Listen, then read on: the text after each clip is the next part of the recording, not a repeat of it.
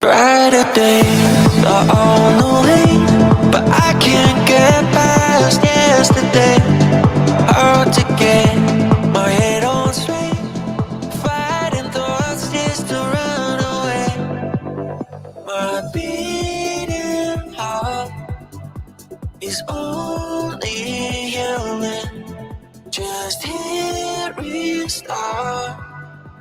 Alone is just an illusion.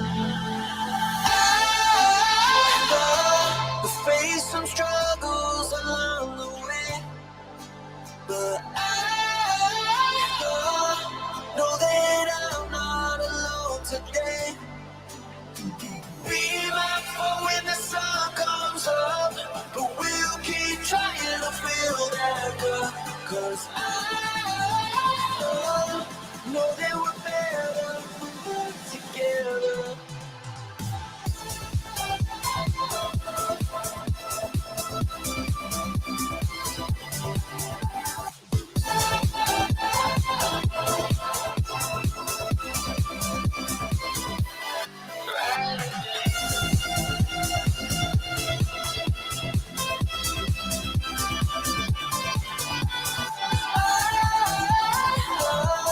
Know that we're better together. Feeling low, it's hard to know left from right when I'm all alone. Shooting star have lost their glow. Close my eyes, don't let it show. My beating heart is only human, just hit restart. Alone is just an illusion. We face some struggles along the way, but I know that I'm not alone today. We might fall when the sun comes up, but we'll keep trying to feel that good. 'Cause I know that we're better together.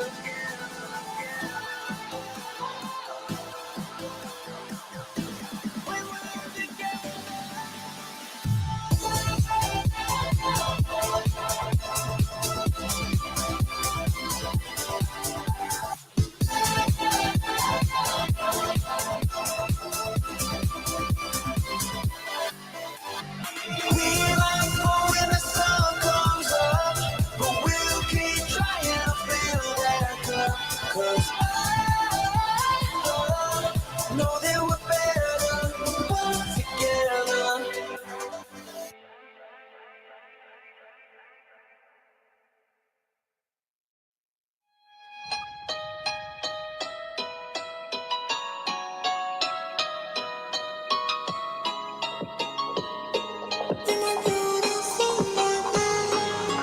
Black magic in your fingertips, sweet surrender on my lips, burning on my skin, addiction that I just can't quit. Close to heaven, but we slipped. I'm floating through hell and back for love that could burn like that. Lights out, we fade to black. Don't wake me up. Oh, please don't go. Leave me dancing with your girls. Stay home, my dreams. Can you take me there? Be my beautiful nightmare. Oh, please don't go. Pull me under, pull me close. Stay home, my dreams. Can you take me there? Be my beautiful nightmare.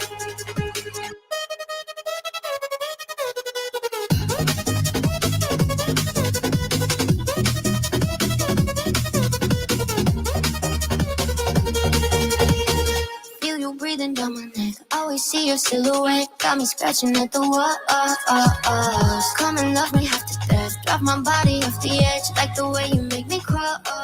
I'm floating through hell and back for love that could burn like that. Lights out, we fade to black. Don't wake me up. Oh, please don't go. Leave me dancing with your girls. Stay home, my dreams. Can you take me there? Be my beautiful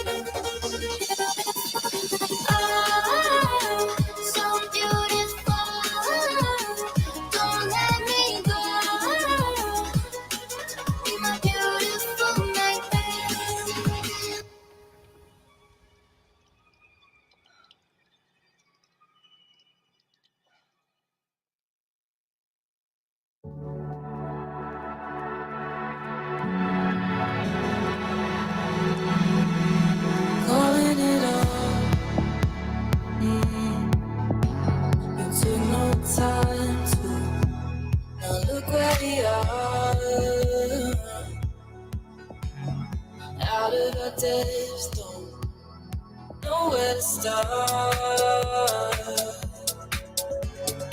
finding the pieces we lost in the dark.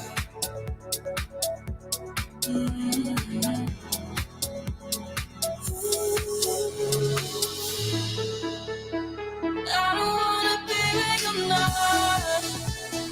I don't wanna feel it no more. Caught up in your wildfire, wildfire, wildfire, wildfire. Ooh.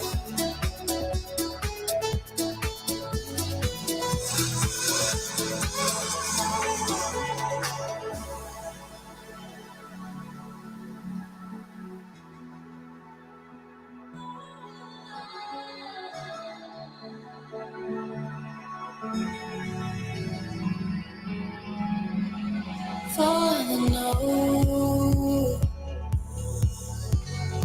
under pressure, pulling us down, feeding the fever, healing alone, heavier breathe, drowning now, sinking now. Yeah, yeah.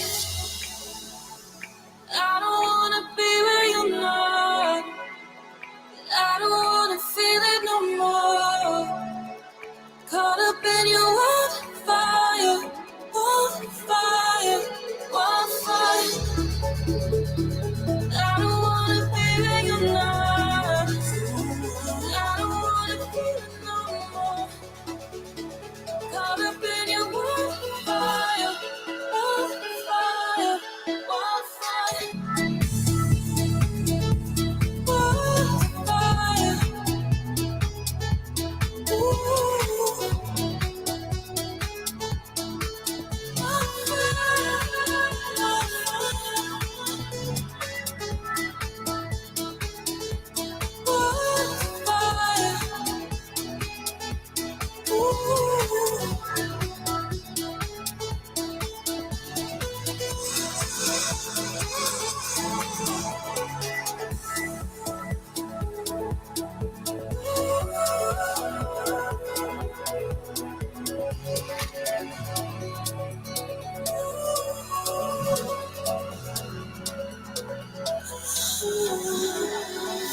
Wildfire, burning, calling again. Wildfire, burning, breathing it in. Wildfire, burning, calling again. Wildfire, wildfire.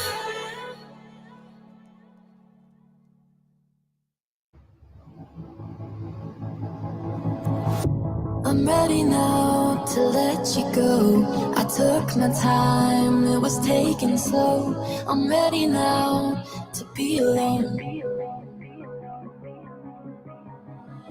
I'm ready now to take control. I recognize I'm better on my own. I'm ready now to be alone. I'm ready now, I'm ready now. I'm ready now, I'm ready now. I'm ready now, I'm ready. I'm ready now.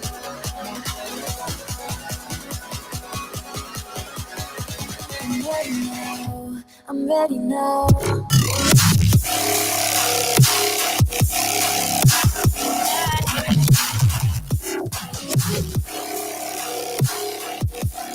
I'm ready now. I'm ready now.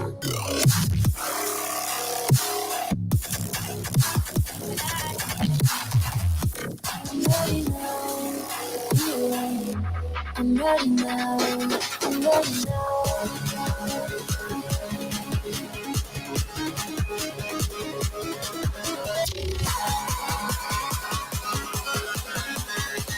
I'm ready now. I'm ready now.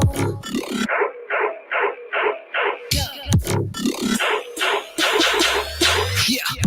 I'm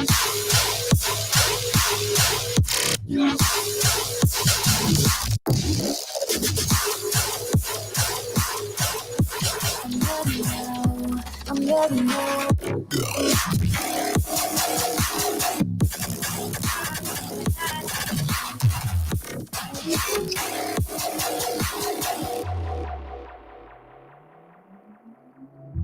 I'm ready now to let you go. I took my time, it was taken slow. I'm ready now to be alone. I'm ready now to take control. I recognize I'm better on my own. I'm ready now to be alone. I'm ready now. I'm ready now. I'm ready now. I'm ready now. I'm ready.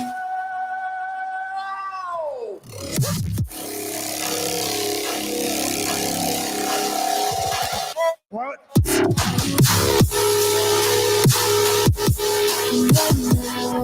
I'm ready now.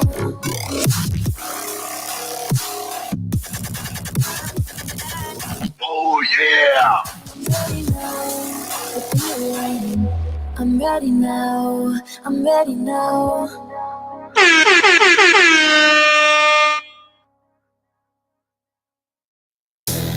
14 deep, all black on fit, you guys wanna rock like this. 14K on the chain, Hellcat, and I'm paid, but I'm not that rich. Boo, boo. Another points on my dick, she cute.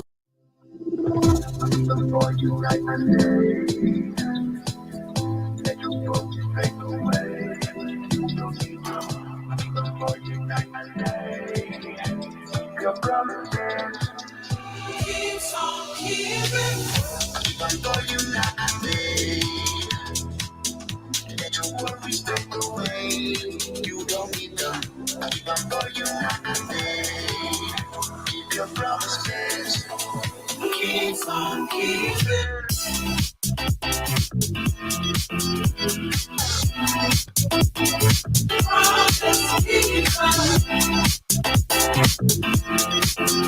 Keep your promises. Keep on keeping. I'm for you and me. Let your worries fade away. You don't need them. I'm for you and me. Keep your promises. Keep on keeping.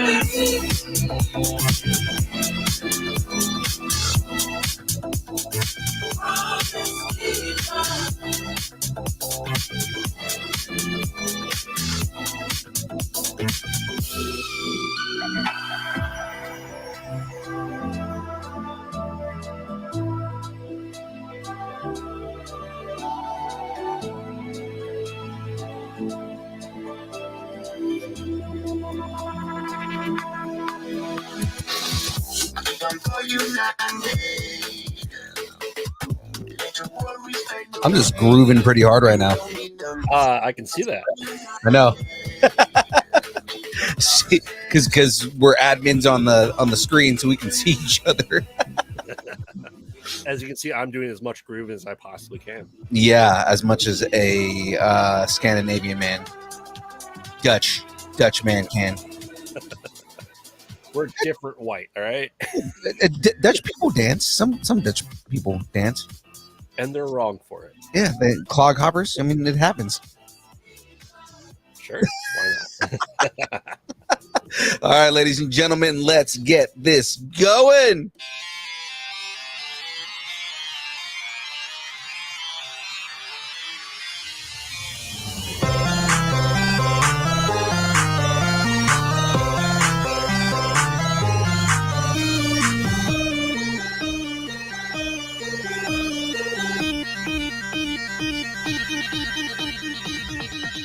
Distance nerding. Hey, yeah, my voice just cracked. I don't know. No. It's finally happening. Phil's going through puberty. Finally going through puberty. Ladies and gentlemen, welcome. It is Thursday. As you can see, I am your boy, Young Phil, and I am not a good actor. Terrible actor. I'm graveyard, hot and sweaty. Just Exactly. For you. Is it hot in Chicago right now? And my AC's out. So yeah. Oh God, no. That is terrible. Well, ladies and gentlemen, it is Thursday. It is time for the build. We've got a fun interview lined up for you guys here today. And then I'm going to be building something new. It's a one-day build. I know, right? Dennis Needry's Jeep from Jurassic Park. Yeah, I know. And it comes with a Dilophosaurus and everything. It's going to be awesome. It should transform into a mail truck. Oh, my God. That would be so much better. I mean, I bet you somebody has taken like the build of this and done it all white and made it a mail truck. Right? Just because, I mean, Newman. I was there on Monday, Aaron. I was just hiding in the chat and working. So yeah. Chicago summer, no AC, hard pass. Oh yeah. Sandra Benny saying I need to do vocal warm-ups next time. Sure. Let's go with that. Well, ladies and gentlemen, let's jump right into this. Let's talk sponsors, and then we're going to bring on our guest. Ladies and gentlemen, this show is brought to you by the wonderful, wonderful people over at the deliciousness that is Dubby. That's right, ladies and gentlemen. Dubby is a brand of energy drinks created to help focus concentration reaction time with no jitters or crash. Dubby contains no maltodextrin, no sugar, no fillers, no artificial colors or dyes. Now, you may be wondering to yourself, why? Why should I drink Dubby over all of the other things that are out there? Ladies and gentlemen, Dubby contains Neurofactor. Neurofactor is a neurotropic derived from the coffee fruit. Neurofactor helps you give your brain focus and clarity with 150 milligrams of caffeine and 3, not 1, not 2, not 4, not 5, but 3 essential B vitamins help you stay alert and energized. Now, fun fact, Dubby just dropped 2 new flavors this morning. Pickle juice. Pickle juice. As much as you want it to be pickle juice, it's not pickle juice. Damn it. They dropped the passion fruit, and you know what? Actually, it might be pickle juice. They dropped a mystery flavor. Ooh. So it might be pickle juice. You never know. They may be appeasing to you because you've been asking for it for, fucking months, man. But I mean, I think it's almost been a year at this point in time. Right. Aaron Watson saying, because you said so, it's the only reason I need it. So with that being said, ladies and gentlemen, let's jump into this. Let's bring on our guest. So today's guest is an up and coming screenwriter, a former movie blogger, and just a general nerd. So he's going to fit in pretty well here. Ladies and gentlemen. Whoa, hold on. There's nerds. Wait a minute. No nerds here. we don't do. We're a bunch of, are we jocks? No, we're not jocks. What are we? Bros. We're bros. Bros. Totally bros. Yeah. We are what level of bro are we? We are level of bro where we do one set at the gym, screaming the entire time, and just let our sweat stay on the machines after we work out. The entire time.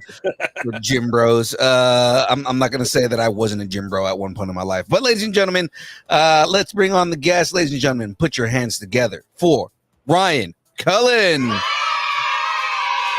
Hello. How's it going, Ryan? How are you doing, man? I'm doing just fine. As you can see, I am not, nor have I ever been a gym bro, but I am definitely a nerd. Yep.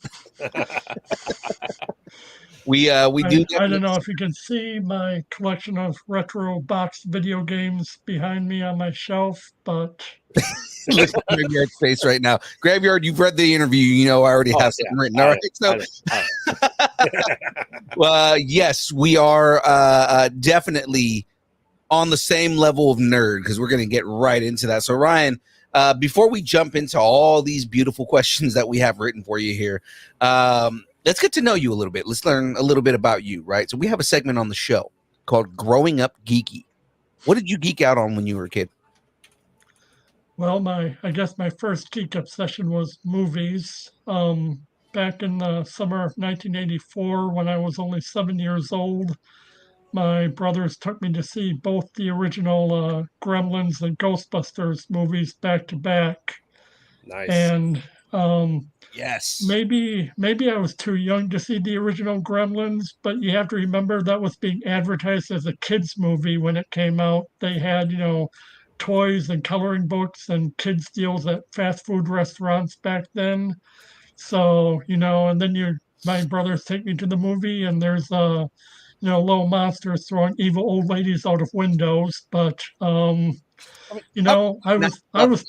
I was terrified, but I loved it at the same time. I was fascinated by it, and then Ghostbusters just cemented that love for movies. So just seeing those two movies back to back was enough to make me fall in love with film in general, and I've loved them ever since. And as I mentioned, my other um, geeky obsession growing up was video games. I was even before movies, I was into video games. My mom would take me to the arcade after she was done shopping, and I would stand up on the little stool so I could see over the cabinet tool and play Donkey Kong or Centipede or whatever. I grew up with those classics, and then I got my Nintendo for Christmas when I was 10 years old, and I never went back after that. So I've pretty much been gaming ever since. I'm primarily a retro gamer these days. I collect for both the original Nintendo and Super Nintendo from the 80s and 90s, and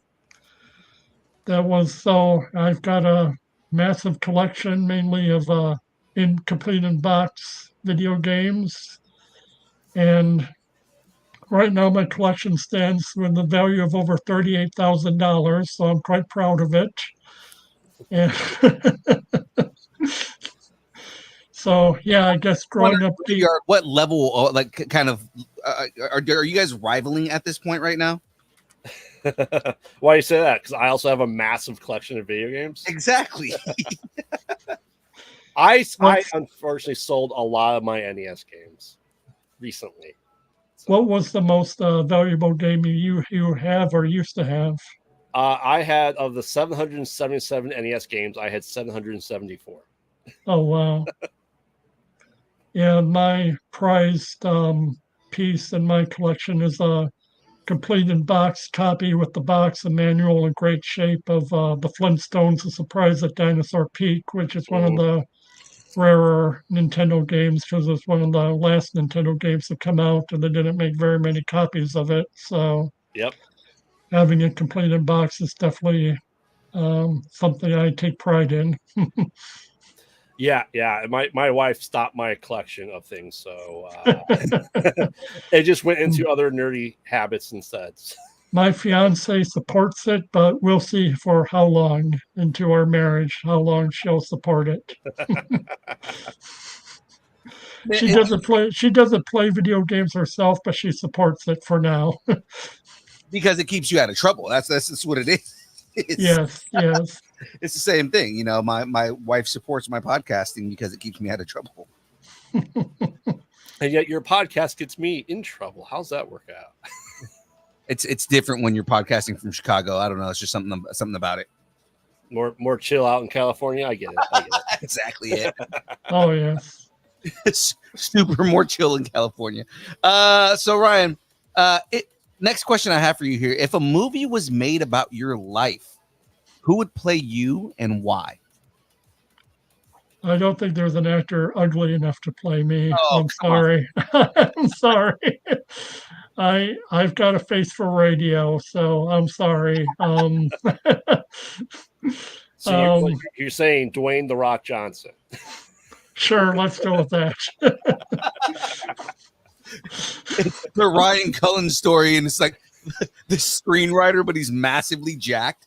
Yes, exactly. As we all are, as anyone who spends all day at a computer is. Yes. Oh no, he's the gym bro we were talking about at the beginning of the show. Exactly. Yes. Oh God, man. So let's jump into this. So we kind of jumped into this already a little bit. You and Graveyard share a hobby in common outside of your love for some horror, 80s and 90s retro video games. So we talked about what the oldest one that you had was, right? But what's your favorite video game, man? Oh man, my favorite video game. hard to pick one, but I mean, I've got classics that I always go back to, like Little Nemo and Super Castlevania 4, and Yes. let's see, or Batman for Nintendo, the original game based on the 1989 Tim Burton film. I'm a huge fan of that one. And Journey to Silius or Silius, however you want to pronounce it. I pronounce it Silius, but Mhm.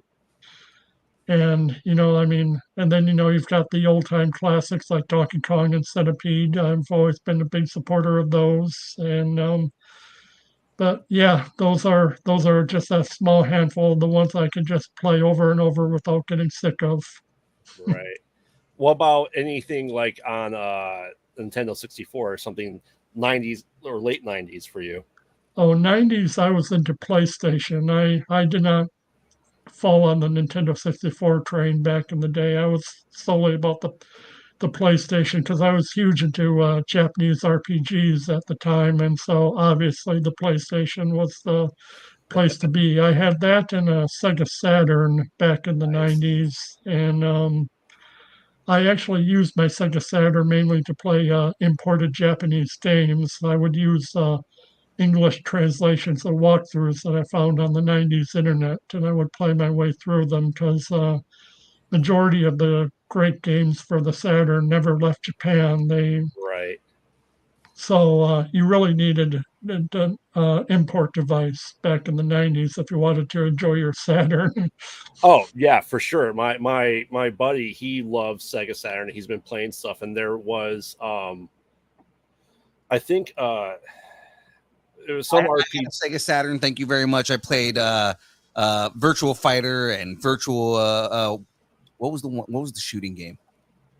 Oh, Virtual Cop. Virtual Cop, and then my other one was Panzer Dragon, which they need to Yes. remake. Panzer Dragon needs to get remade. That game was amazing. It got a spiritual successor with Rez. I would say. Yeah. But for sure, like I said, you talk about the Japanese stuff. Like my buddy there's a game that's out for the Sega Saturn that never got an English translation, and no one's ever done like a patch file or anything for it. And so there's been one guy who like played the entire game and like screenshot everything and slowly translated over time, but no one's ever been able to fully do it. I'm impressed by the level that some people go to. I mean, just you look at these fan translations, like there's ones where they even, fan recorded the dub, all the voice dialogue and everything, and you find it amazing that people are willing to go that far with some of these fan translations of video games these days. Yeah. And sometimes with stuff like that stuff is good enough to get people into voice acting. Like it's like, Oh oh, yeah, it's a really good translation. We want to hire you to do a translation for another game because your coding on your own was really good. Mhm. right. So I asked then, have you gotten like the fan translated games, or do you have a system to play the patch files to translate for you nowadays versus what it was in the 90s? I have what's called a RetroPie, Mhm. where it's they've got like thousands upon thousands of games and consoles, and it has a lot. It has all the major fan translations, the current versions on it, and everything, and it's got pretty much any game under the sun throughout the 70s, from the 70s to the 90s. So Right. Now, are you a purist when it comes to controllers like I am for the Raspberry Pi, where you have to have the USB version of the NES, of the Super Nintendo, and everything I else? do my best. Yeah. Yeah. I mean, I could play with, the Xbox like controller and everything, Hmm. but I do prefer the traditional controller type for whatever kind of game I'm playing and everything. But obviously, that's hard on a RetroPie when you have so many consoles. You can't constantly switch Yeah. controllers, so sometimes you just kind of need an all-in-one controller and everything. But I mean, obviously for my cartridge games, I play with the original controllers and everything that I own. But for the RetroPie, I just kind of have an all-in-one controller that can adjust to any console that I need it to. Right. Now, have you bit the bullet and gotten the Polymega yet? No, but I have a friend who has one. Yeah. I have one literally sitting right here next to me. How is it? It doesn't take EverDrives to Yeah, import games, so I've heard mixed reviews on it. it's good. Like I said, this is how geeky I really am when it comes to video games. Is I have the ability to I have rewritable cartridges, so I can put the ROM image onto the cartridge and then pop it into the Polymega, load it up, and then I have the authentic cartridge there still. Yeah. So, but yeah, it's astounding what video games have done. Now, are you more of a retro gamer? Do you ever play anything new as well? I keep up with the new stuff, but I'm mainly a retro gamer. I mean, I keep up with like the current news, but a lot of the modern gaming just doesn't really appeal to me as much as the games I grew up playing. I think I just prefer the time when video game companies had much more separate personalities. I mean, you have like Sony and Microsoft, which are pretty much um, indistinguishable from each other these days, almost in the Yeah. kinds of games that they put out and everything. And then you have Nintendo in their own little corner of the world doing whatever they want and everything. But back in the 90s, you had, Genesis does what Nintendo don't. You had, Yeah. Sony doing commercials with the guy in the Crash Bandicoot commercial, trash talking Nintendo outside of their headquarters in Those were the Seattle and everything. I loved that time period. I loved it when the studios were just going after each other, and because that created, genuine competition between them. I mean, the whole reason why Nintendo did Donkey Kong Country with the ACM graphics and everything is because they saw what Sega had done with Aladdin for the Mm-hmm. Genesis, which featured, Disney quality animation in it. And, Nintendo saw that and they said, we want something even better than that. And that's what led to them uh, going to Rare and creating Donkey Kong Country with their SGI computer graphics and everything. So, I mean, I miss that time period where, they were in direct competition with each other, not only in their advertising, but also kind of behind the scenes. They were kind of, inspiring each other to go one step further. And now you don't really see that anymore in the gaming industry. They're just all trying to just kind of mimic each other. And in terms of like Sony and Microsoft, they're pretty much just doing the exact same console, only, upgraded over and over again. It's Right. just kind of just kind of the Xbox 360 and the PlayStation 3 over and over again, except it's more advanced, it seems like. right. Yeah, they're just gaming PCs at this point in time. Yeah, Low grade gaming PCs. Well, yeah, yeah, yeah, for $500, that's what you get is a low grade gaming PC. yeah. And then, I mean, it's just the video game industry just had so much more personality, I think, when I was growing up back in the 80s and 90s. And so, I mean, I was into gaming all throughout the 2000s, like through the PlayStation 2 era and the Xbox 360 era. I was heavy into that. That was probably the last generation that I was heavily involved in. And, after that, I just kind of started to lose interest in current gaming and getting more and more interested in watching videos online of games I used to play and everything. And that kind of got me into 10 years ago, I started collecting retro games, and it's built to what I have now all around Mhm. my walls here. Yep. Phil, I don't know if you see in the chat, James saying I should do the game streams instead of you, and say Wong's agree. That James should do the game. That you should do the game. I should do it. Yeah. Yeah, I mean, if you if you had the time to do so, What's this time you speak of? construct. Okay. All right. Well, let's get into your other passion and hobby, Ryan, that you do. You've been script writing since you were 13. Is that correct? Well, I was doing it back when I was 13, 14. I was writing screenplays all throughout my middle school and high school years. I even once wrote a 13 episode cartoon series. It was back when I was heavy into Japanese anime, and so it's very anime inspired. And then it was probably around my early college years. I started listening to the wrong people in my life saying that was not going to happen, that I should just get my head out of the clouds, that I should just focus on getting a real career and stuff like that. And so I eventually started doubting myself. And so I stopped writing in my early 20s. It was probably about 20 years ago or a little over 20 years ago now.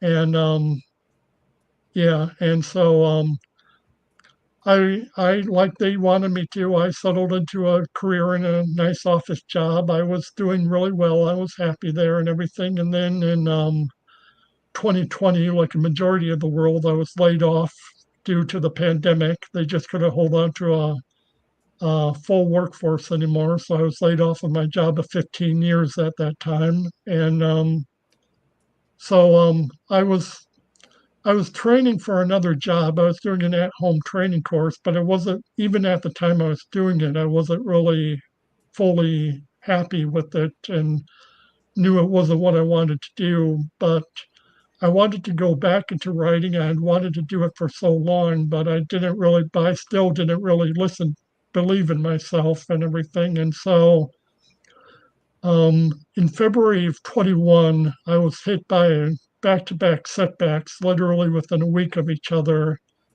One of them, one of my older brothers, unfortunately passed away. He was teaching in South Vietnam, and he was teaching English over there. And he had gotten sick. And this was in February of 21, so air travel was still closed at that time. And so he couldn't fly here, and we couldn't fly to him. And unfortunately, he died in his apartment. And then, literally a week after that, I was briefly hospitalized because I learned I was a type 2 diabetic. Luckily, I later found out I'm very controlled. I'm in very good health.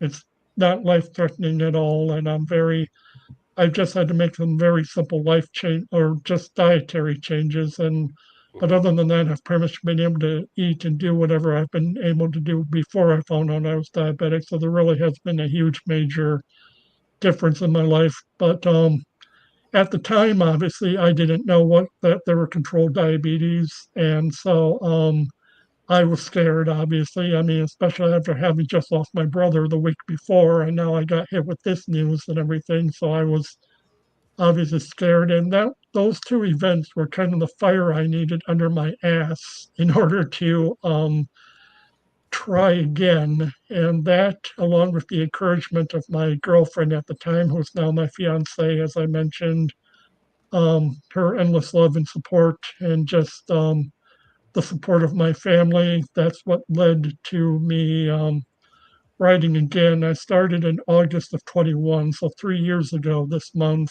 I started writing my first screenplay, which is a paranormal, demonic, haunted house thriller called Once in This House. It's the title of the film. I always Mhm. thought that'd be a good title for a haunted house movie, since it always deals with haunted houses, always deal with like history or something that happened before. So I always thought Once in This House would be a good title for a haunted house film. And Yeah. so I had that title for a long time, but I never really had a story to go with it. And so I started thinking. I came up with an opening scene, and I kind of started developing from there. So I just sat down, I started writing, and I've been writing ever since.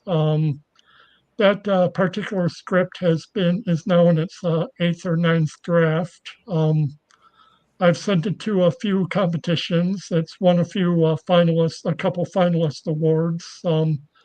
I've won a semifinalist in one competition, and then and then another one of my screenplays, Apartment 763, which is an alien abduction thriller. That was a finalist back in April in a horror screenplay competition. And in that same competition back in April, one of the short films I wrote called Let's Play, which is a Yeah. paranormal haunted toy store, like Right. a security guard in a haunted toy store after hours. That was also a finalist in that same competition. So I had two scripts as finalists in both the feature and the short screenplay category. So I was quite proud of that. And I've written 9 screenplays so far, 5 of them being features and 4 of them being short scripts. And Hmm. I'm working on my 6th feature right now as we're doing this interview. So I've been sending my work out to people in the industry. I just recently got a publicist, which is how I got to be on the show, Right. Steve Joyner. And Hmm. then I've got a couple independent producers who are interested in maybe doing something with one of my projects. They've been very supportive in helping me develop my work over the past. One of them I've known for a couple of years now. I've met him a couple of years through. It was like a service where it was just supposed to be a one-time only call where a producer could read your script and then call Hmm. you and give you notes. But he ended up liking the script so much and we got along so well that he gave me his personal email at the end of the call. And we've been working on and off with each other since then. And then just a couple months ago, I met another producer recently who I'm in regular contact with now. And so I'm very hopeful for the first time in a long time. I'm very hopeful about where my writing could take me. I know I've got some scripts that I think could definitely sell. Some need a little bit more development than others, but I'm still working, obviously. Um, I credit, sorry if I'm going on so long. I You're don't want fine. to be hogging Oh, No, you're you're the good. fine. whole. Go. I mean, I credit the fact that, I was diagnosed with this controlled diabetes, but I had a wound on my left foot that would not heal for a long time. And I needed it to heal in order to have surgery on my foot in Mhm. order to fix the problem, and it just would not heal. And so I was housebound for a long time, and so that's how I was able to write so much in such a short amount. 9 scripts in 3 years. Mhm. I mean, Right. that's I had a lot of free time. I just was trying to I was going in and out of hospitals and in and out of different doctor's appointments. And so, in order to keep my sanity outside of my retro video games, I just had to sit down and write in order to Mhm. hold on to my sanity. So, Yeah, that's really awesome.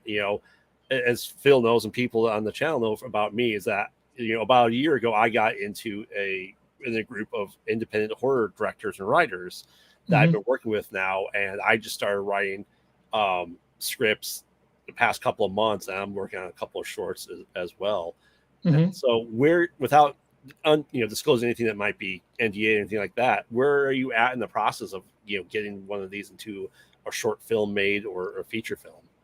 Or the scripts that I am interested in, the producers are working with are feature scripts, and it's very early. It's very very early in the.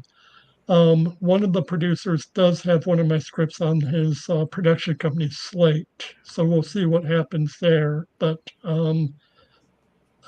yeah, I'm hoping I can maybe do something with one of my shorts. I mean, in order to get my name out there, at Mhm. least. I mean, you see what happened with like Smile, that started out as a short YouTube film, and then that Right. got picked up by Paramount Pictures and everything. And Right.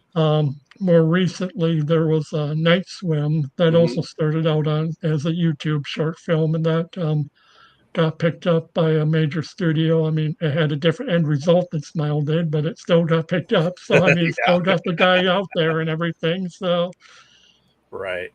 Yeah. I just like I said, I like to hear stuff like that too. Like I said, as someone that writes as well.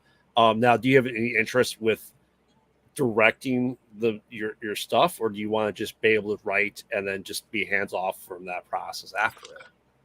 um, I don't know if I'm quite ready. I think I would be extremely nervous to direct my own work because Mhm.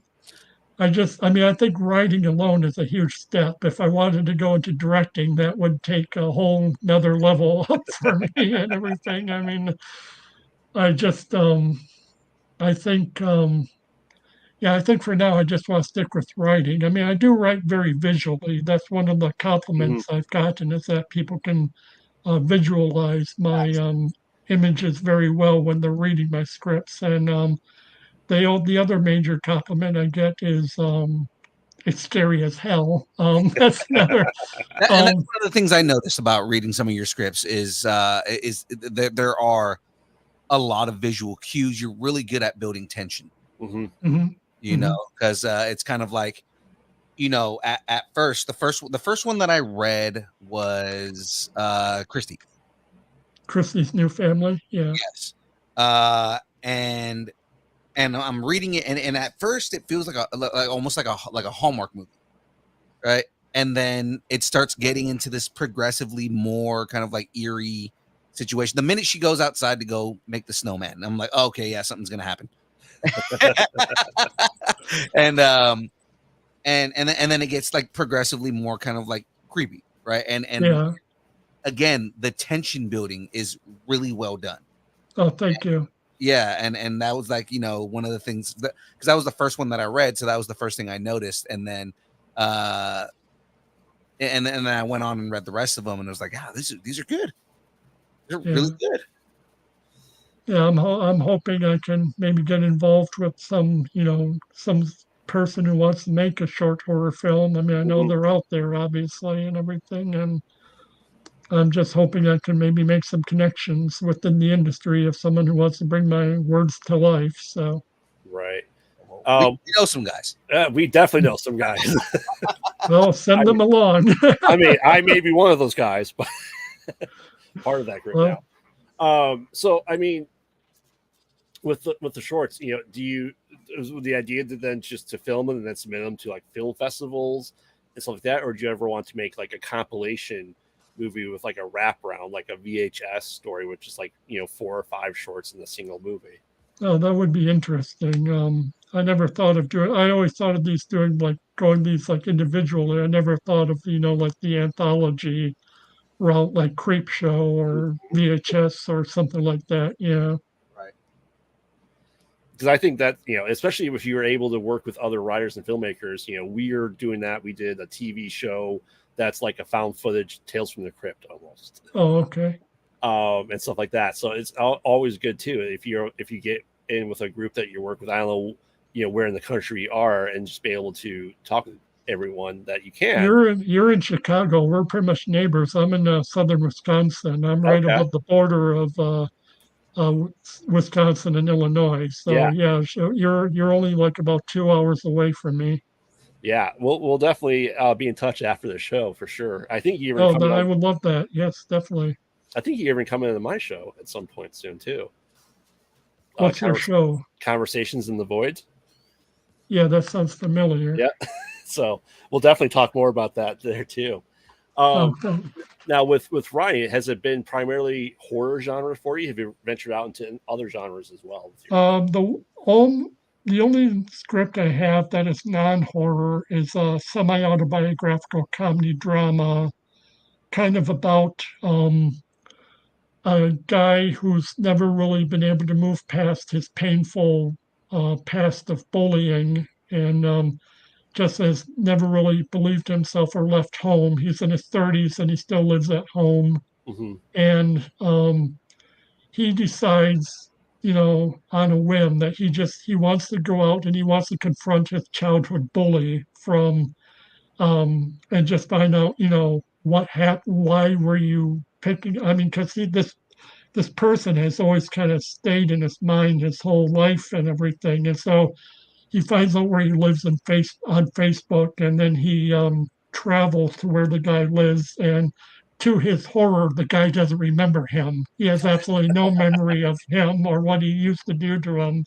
And it just is about this friendship that kind of builds between these two people, just kind of reflecting on each other. And then the former bully is divorced dad who's trying to get custody of his kid. He used to have a problem with alcoholism, and he's trying to get clean and convince, you know, the courts and his wife that he can be trusted with his daughter again. So that also plays into it. So it's just kind of a comedic drama. These two people just trying to move on from their own paths and reconnecting with each other. I was gonna say, I think of, I'm trying to remember what movie it was. There's there's a character like the villain character, where like there's the main character is like on a quest to find this villain, and when they finally meet, the character like professes like why this person ruined their life, and the villain character, I'm trying to remember the movie, villain character goes, you were just another Tuesday. Oh, Yes. that was the Street Fighter movie. Was that the Street Fighter movie? Yeah, that was Raul Julia as M. Bison who said that line to Chung Li. Chung That's Li, right. Chung Li That's is right. talking about They're right. Chung Li is talking about how her parents died the day he invaded her village and everything, and he's just staring at her blankly, and then he's Mhm. like, "To you, it was the day your parents died, and the and the day the great M. Bison came to your village. That's To right. me, it was a Tuesday." Right. No, you're right. That it is. I'm remembering the scene vividly now. Yes. But yeah, like that's almost. It's not a good movie, but that is a great line. That Tuesday line is an all time villain line. I have to admit. It's like there are that movie. Yeah, I agree with you. That movie was not good. It was on our top 10 worst video game movies list. That we did. But Judging by the reviews, you might have to make room for Borderlands now. oh, I know, man. I'm hearing so many bad things about Borderlands, but um, the that line though is also considered one of the best written lines in Yeah, like movie and history. you have to admire Raul Julia. I mean, he was dying of cancer when he Yeah. did that movie, Mhm. and he was doing it for his kids. His kids were big fans of the video game at the time, so that's why he did the movie. And he was dying of cancer and like he was like barely able to function, but yet he got through that movie of the flying colors and everything. Yeah, because that performance, like, given it's one of his last performances, it It was was his last performance, yeah. yeah. It's like it was great, a great performance in a shitty movie. Yeah, yeah. Yeah. And then I you mean, hear the behind the scenes stories of that movie, like apparently Jean-Claude Van Damme is doing coke a lot on the set and everything. And so That that that that that that tracks. tracks for Guile. Yeah, Guile is definitely a guy that just does a shit ton of coke. So, I mean, when you write stuff, you write scripts, you ever just pencil it out first? And what's your writing process like when coming together and putting together a my script? writing process is to come up with an opening scene. And if I like that, then if I can develop an idea beyond that opening scene and what I think I want the movie to go and where I think I want to end up, then I Mhm. start writing. I don't do a beat board. I don't, plan out, do like a synopsis. I've tried that in the past and it just never really worked out as well as just kind of winging it.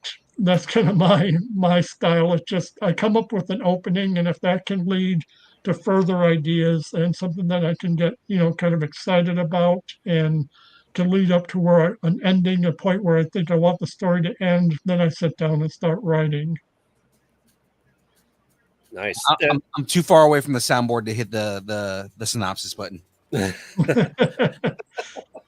So, I mean, with horror, I mean, why horror of all genres? Well, like I said, well, they weren't exactly horror movies. Both Gremlins and Ghostbusters are Yeah. horror adjacent, and Yeah.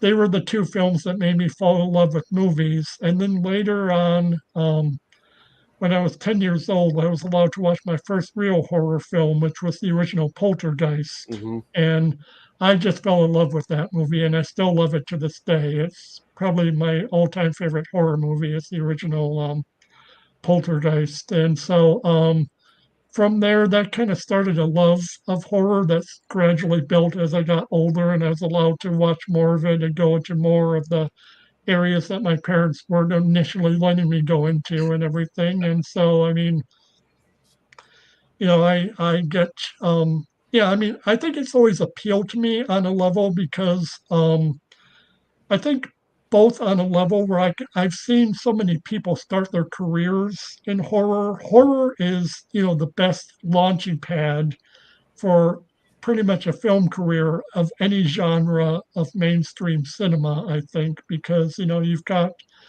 so many stories of people going on to do bigger things after doing horror. Like I mean, the Nightmare on Elm Street series alone has both Johnny Depp acting in the original Nightmare and Frank Darabont writing the screenplay to Nightmare on Elm Street 3, Mhm. and then going on to do movies like Shawshank Redemption and The Green Mile and The Walking Dead, going back to horror. He created that TV show, and I think he worked on he wrote like the first season of that show before he left the show or Yeah. something. But yeah, Frank Darabont got a start doing horror and then went on to be a very respected dramatic writer and everything. And so, I mean, you see, so many.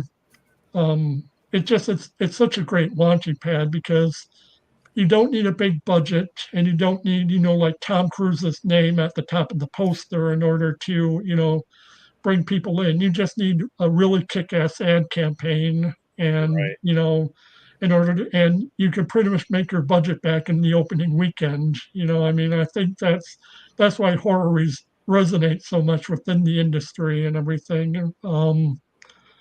But yeah, I mean, especially in these uncertain box office times and everything, horror has really resonated, I think, with a lot of, and I think it's a safe entry point if you do want to get into Mhm. we were talking earlier about short films that got picked up by major studios and expanded into features. I mean, I've got a couple shorts that would maybe love to expand into a feature idea if I was given the chance to. So, I mean, I'd love to get these shorts made and maybe, someone notices it and maybe gives me a chance to expand it into a feature idea and everything. So Yeah.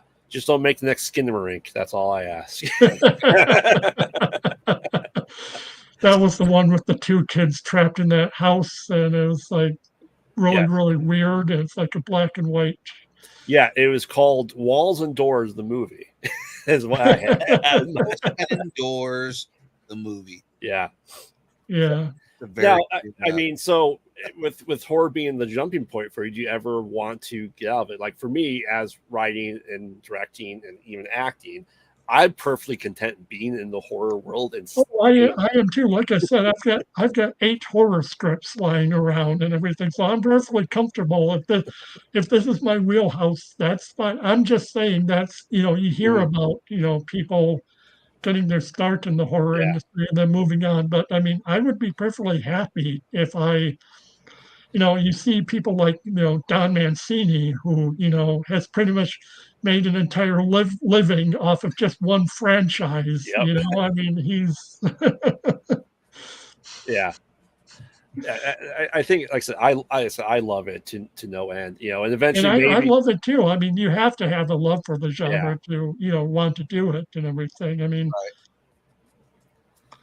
Right. even if I don't, enjoy a horror movie, I could still find some fun in it sometimes. I mean, unless it's something, okay, I'm going to be honest. I know I mentioned Night Swim before, but the only enjoyment I got out of that movie was thinking, if this movie can get made and can get noticed by like James Wan and Jason Blum, then so can one of my scripts. That was the main thought that got me through that movie, sitting in the theater watching that opening night. That's what I was thinking to myself a lot watching that movie because it's not good.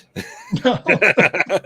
It's not good. And you had two of the biggest names in the horror industry as locked on as producers and everything, and then you see this movie, and it's like, what?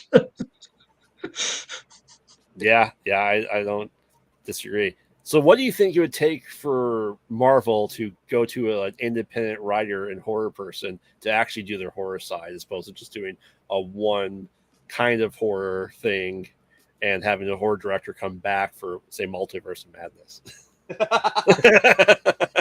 I'm sorry, I did quite get that. What about Marvel? What do you think it would take for Marvel to actually embrace the horror side that they want to do, like Werewolf by Night? And why do you Yeah. think? I think they should go with the independent horror creator at this point in time. Oh, yeah. That would be great if they could do something like that. I mean, even just like an experimental, thing. I mean, that wouldn't cost much money or something. That would be, very low risk. I mean, I know they want to bring Blade back, but I mean, who knows if that's going to work out or anything. But Right.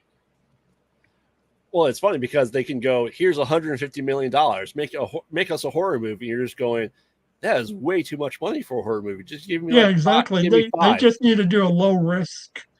If Marvel ever wants to try to do a low risk film, there you go. I mean, Yeah, they are doing Marvel Zombies the TV show, but live action. I think yeah, we need a full blown horror movie of Man Thing. I yeah. love that. Yeah, you're right. I do remember hearing about the multiverse of madness was originally supposed to be more horror related or something initially, wasn't it?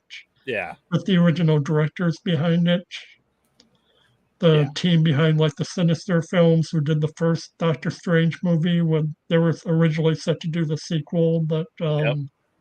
and there was a disagreement, and I'm assuming it was originally supposed to be more horror themed, Yeah, and it ended up being. that's what it seemed like. It seemed like they wanted to go more in a horror direction than where it went. hmm And then ironically, they got Sam Raimi to do the Doctor Strange sequel, and Well, I mean, I'd say the parts that they let him do whatever he wanted was horror.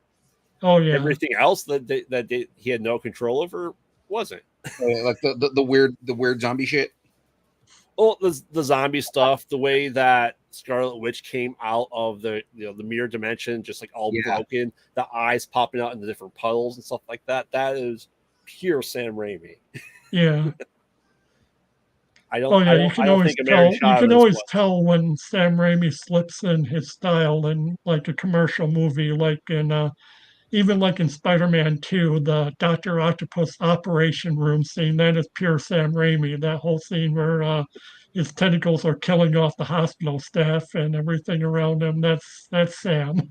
Oh yeah, for sure. Um, so if you were to write for Marvel, who would you want to write the character of, or Oh for, or make the geez. movie of? I I can't even I can't even begin to decide there. That'd be like choosing children or something. I mean, it's like I mean, I know I've got a Ms. Marvel picture on the back of my wall. I mean, but yeah, I wasn't really huge into comics. That was more my older brothers were more into comics. That's kind of how I learned about. Mhm. One of my older brothers was really into Thor, and I had another one who was really into what was stuff like I remember this is kind of an obscure comic book, but I remember a character named Rom. I think ROM. I think Yes. um, Hmm. I remember seeing that around. My brothers taught me pretty much everything I knew about Marvel. They were really huge into Marvel in the '80s and everything. So that's kind of how I learned about it. And then, the whole Marvel universe started. And I kind of started to get a little bit more into it through that and everything. But because I was doing my film blog at the time, so obviously I was covering, the peak of the Marvel cinematic universe and everything, and getting into that. But yeah, I mean, I think I mean, it would obviously be amazing to, get to write for Marvel, but I don't know if I could be trusted with with any of the characters. Well, I mean, at this point in time, we can just have everyone be attached to Blade because that's what it's happening. It seems like Yeah, every weekend, we'll get this new person. What'd he write? A sentence. Cool. Wrote a sentence. it's kind of like that new Spawn movie that Todd McFarlane keeps on talking. How long has he been talking about a new Spawn movie? Since he made the first one.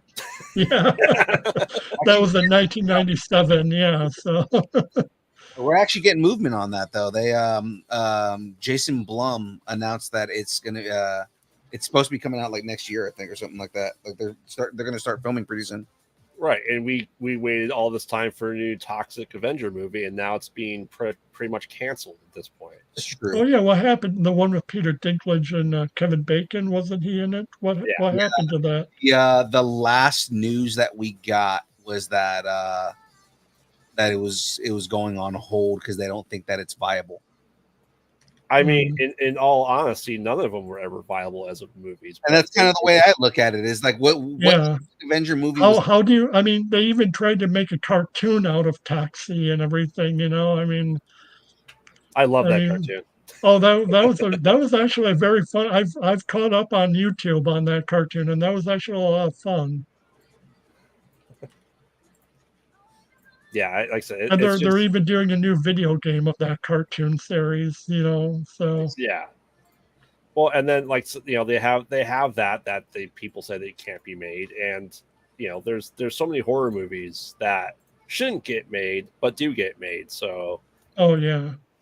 I think a lot of people are just grasping for new IP and fresh IP, and really Mhm. looking at that independent side of it for these ideas that you talk about with Night Swim and stuff like that.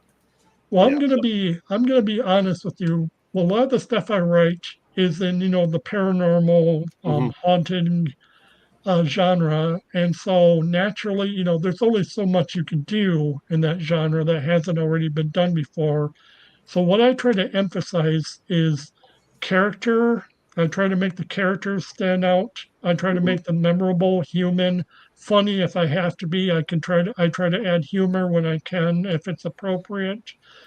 And I also try to come up with, like I said, scary as hell, just add some really memorable scenes that make the reader or the eventual viewer go, oh shit, that was awesome, or something like that. And so, I mean, I just try right. to find well ways to stand out and everything because, I mean, it's hard in the genre to be completely original. And I mean, when I was, reviewing films for my blog, my my main standard was the movie didn't have to be completely original in order to get a recommendation from me. It just had to hold my attention, have characters that I could, be engaged in, or even if they were, stupid or bad characters, have them be stupid or bad in an interesting way or something like that. And, I would give the movie a pass. But, I mean, you sit through so many, cookie cutter films where it seems like it was written on autopilot or Mhm, something. And so, I mean, those are the movies that I would pan or, not be able to recommend. But, right. um, I mean, so I try to add my own personality to the characters, or try to add humor, or I try to add, like I said, just some really memorable scenes throughout the script and everything that could really stand out, and Mhm, maybe you could maybe make an ad campaign around or something like that around a sequence or something like that. So, right. Now, talking about your movie blog and stuff like that, of all the movies you reviewed is the worst movie you had to watch? Oh God. the worst movie I sat through is one I'm sure you've never even heard of. Oh, Hardly anyone has ever heard of it. It's called Standing Ovation. It was a 2010. It came out in the same weekend as Inception, Christopher Nolan's Inception. It's from the director of Mac and Me. I think that alone tells you everything. yeah. But It sounds like it a was fantastic movie. I don't know. well, it was a ripoff of those like teen Disney Channel movies, like High School Musical Yeah. and those kind of things that were really popular at the time. The story is your basic, there are two rival girl music groups. One are really rich and popular and they cheat all the time, and the other are poor and plucky and they're supposed to be really talented and everything. And so they um, they both get a chance to go to the singing competition in New York City. And the movie is so low budget that whenever they're in New York City, they just show like stock footage of Times Square, and then they'll show like 10 seconds of stock footage of Times Square, and Mhm. then they suddenly cut to what's supposed to be an auditorium, but it's obviously just like a dark room with a stage with an off-camera recording of an audience cheering and everything as these girls are performing, because you never see an audience and you never see out past the stage, so it's just this dark room with the stage. And in this movie, the main character, this main little girl who is the leader of the good girl group, she's poor because her grandfather is always losing money on horse races and everything, and she's always trying to get him to stop gambling. But then she needs money in order to enter the singing competition, so she tells her grandfather to bet on this horse, and of course he wins for the first time ever. Grandpa. Yes. Gamble for me, Grandpa. Yes, exactly. That gambling is bad unless it benefits you. Grandpapa. Gambling's only bad when you lose money. It's fantastic when you win. Yes, yes. It sounds Yeah, like the Sharknado of Disney ripoff movies. Yeah, it was a Disney ripoff, and I've shown this movie to certain people just so that they could experience the hell that I went through. I actually sat in a theater watching this movie. Oh, you actually watched it in the theater. You paid money for that. Yeah, and I remember this. I walked up to the ticket counter and I said, I want a ticket for standing ovation. And the guy at the ticket counter just looked at me and he said, do you have any idea what the hell this movie is? Because none of us here have ever even heard of it. It just showed up. And so, I mean, that tells you this was a movie. I think it got like zero promotion except in a couple like rural areas or something. And it barely, but look up the trailer. Just do yourself a favor and look up the trailer on YouTube for Standing Ovation 2010. It's only at 6% in Rotten Tomatoes. I mean, Yeah, that is generous. That is generous because it was the single worst experience I've ever had sitting through a movie in a theater. That says a lot when you're talking to a movie reviewer. Yeah. Yeah, I think I ultimately reviewed over like 2,300 films over the 18 years that I did that blog. So Right, because you went from what 2005 to just last year, right? just last year. Yeah. So it was almost 18 years I was doing that blog. Wow. Real opinions, man. Real opinions, yes. Yeah, I lost track. I do a podcast with my buddy. We review horror movies every week. We do 3 or 4 a week. I think, and we've been we started about 2 full years ago, 2.5 years ago, and I think we're at like 400 or 500 movies so far.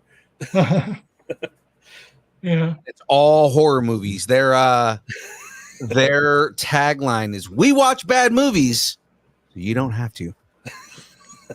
Well, I love bad movies. I'm sure there's plenty to go around in that genre. Oh yeah. By the way, ladies and gentlemen, if you'd like to, here's an organic plug. If you'd like to check out all the bad movies that Graveyard reviews, check out Mostly. On everywhere you can get podcasts. There you go. Thank you. Phil has some of the hardest questions for you, though. I do. I have some of the hardest questions you're ever going to be asked. We're going to jump into the wrap-up questions right now. Okay. So here, get ready for this. Are you ready for the hardest question you've ever been asked in your life?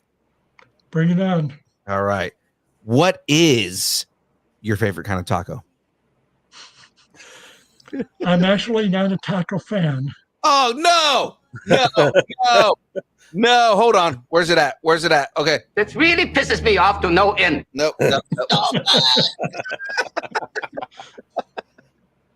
Oh, God. That just,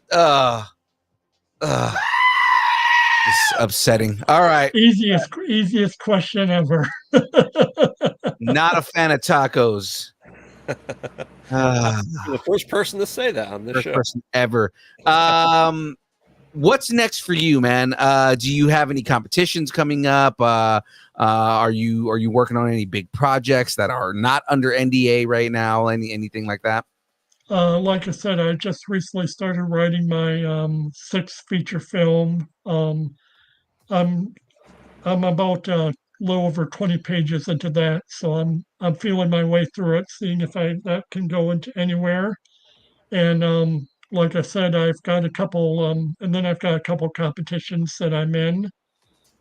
and I'm waiting to hear back from those when I think like the next one I have the results are coming up on August 16th, which is next Friday, not tomorrow, but next Friday. So I'm just plugging away and hoping something works out.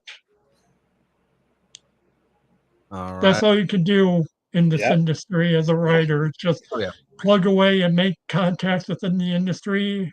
And I'm very interested to talk to you to talk about maybe Mhm. doing a short. We'll talk later, definitely. And I don't know if you, I don't, did you get a chance to read any of the work or was it just him? No, No, I got to read you it too. read it too because I Okay. him. I would love to. There's two in particular I'd love to do.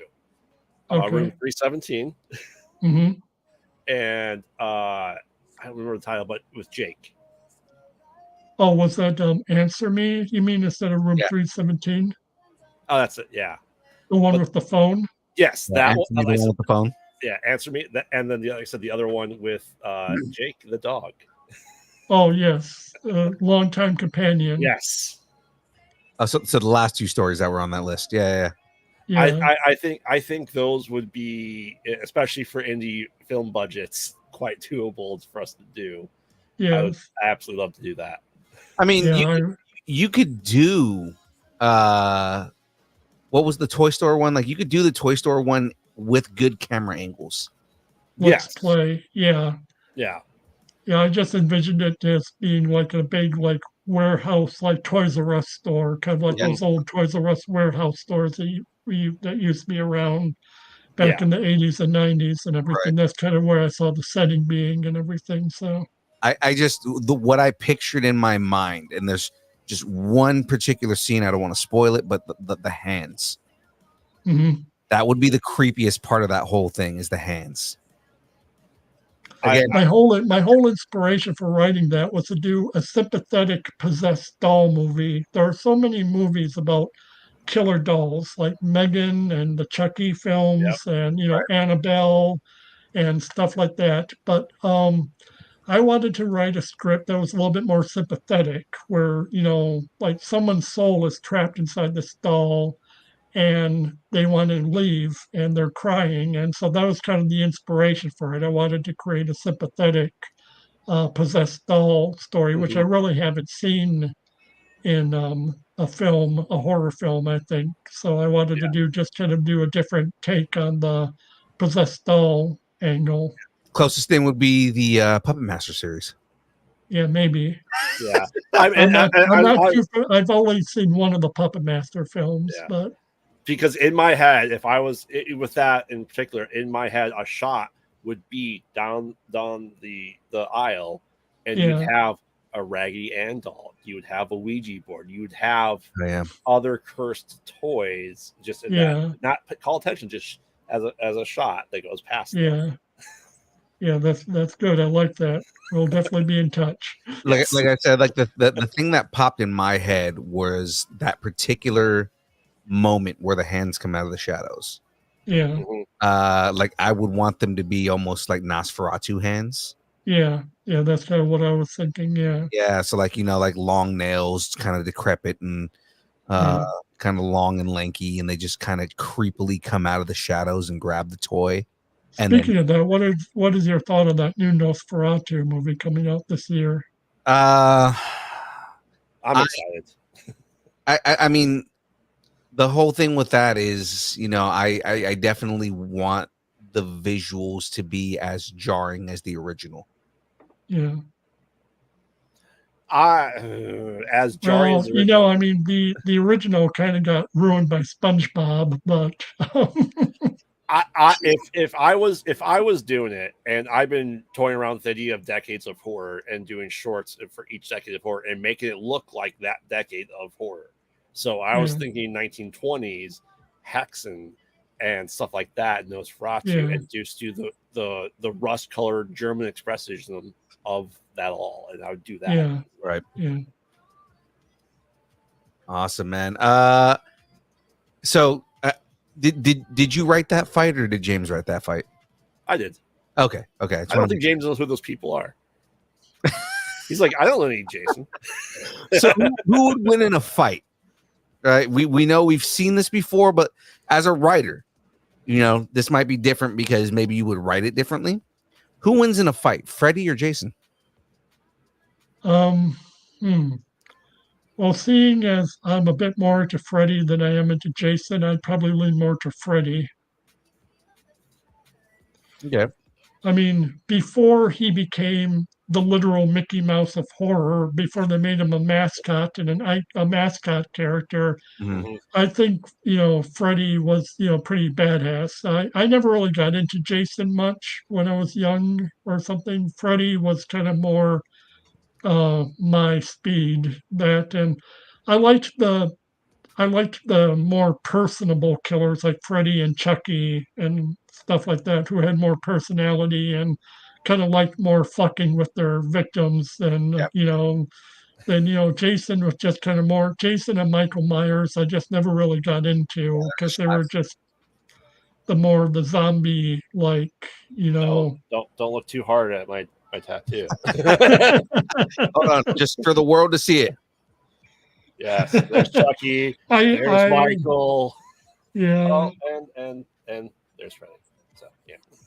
Yeah, but no, they literally turned Freddy Krueger into the Mickey Mouse of horror as that series went on and everything. So you can run, but you can't hide, bitch. Exactly. Well, they did. They turned him into a live action cartoon, and they had him doing rap songs with the Fat Boys, and they had him doing. I mean, they had him doing. Leprechaun. I mean, like they it kind of went into the realm of parody after a while, but like if we're talking the characters, like I would say Freddy versus Jason, the first iteration of both of those characters. Well, the first iteration definitely Freddy still, I think. Well, yeah, the first iteration of Jason, he was a little boy. Yeah, I was just like, yeah, Jason, definitely. Jason would be the third iteration then. Yeah. Because first iteration was him as a child, second iteration is him with the weird ass that bag over his head, didn't he, in the second movie? And then it was the third movie where he got the hockey mask, wasn't it? Yeah. So it would be third iteration. That would be when he was still just a crazy serial killer and he wasn't quite, the hell spawn that he becomes. And Killable by Corey Feldman in the fourth one. If only he had gotten Corey Haim to team up with them, things would have been different. Right. If only the two Coreys could have teamed up like they teamed up against the Lost Boys, but oh God. What a reference. I love that. So where can everybody find you, man? If they want to follow you on social media, they want to learn more about you, where can people find you? The best place to find me is just on Facebook. If you want to get in touch with me, send me a personal message, and you can also find me on Studio 32 or Stage 32, which is kind of a writer's website where you can share screenplays and get in touch with people in the industry and everything. So, those are the two best places to get in touch with me. Awesome. Well, thank you for coming, man. Ryan, we had a great time. Hopefully you had a good time with us here. Oh, yeah, it was wonderful. Thank you for having me. Absolutely, man. And we're going to want to check in with you and kind of see where everything is going in a little while here. Yeah. I'll be in touch. Thank you. Right. And then you'll be on Conversations in the Void. I know Graveyard will have a whole different set of questions for you there. So, that'll be fun. Maybe in the future, we'll see a directed by Graveyard, written by Ryan Cullen pretty soon. Possible. I hope so. I'm up for it. Let me know. Yeah, absolutely. All right. Well, awesome, Ryan. Thank you for coming on. We had a good time, man. Oh, thank you so much. All right. You have a great rest of your night. You too. Thank you. All right. Take care. It was Graveyard. No, that was fun because we don't. I think I want to say that's the first screenwriter we've had on the show.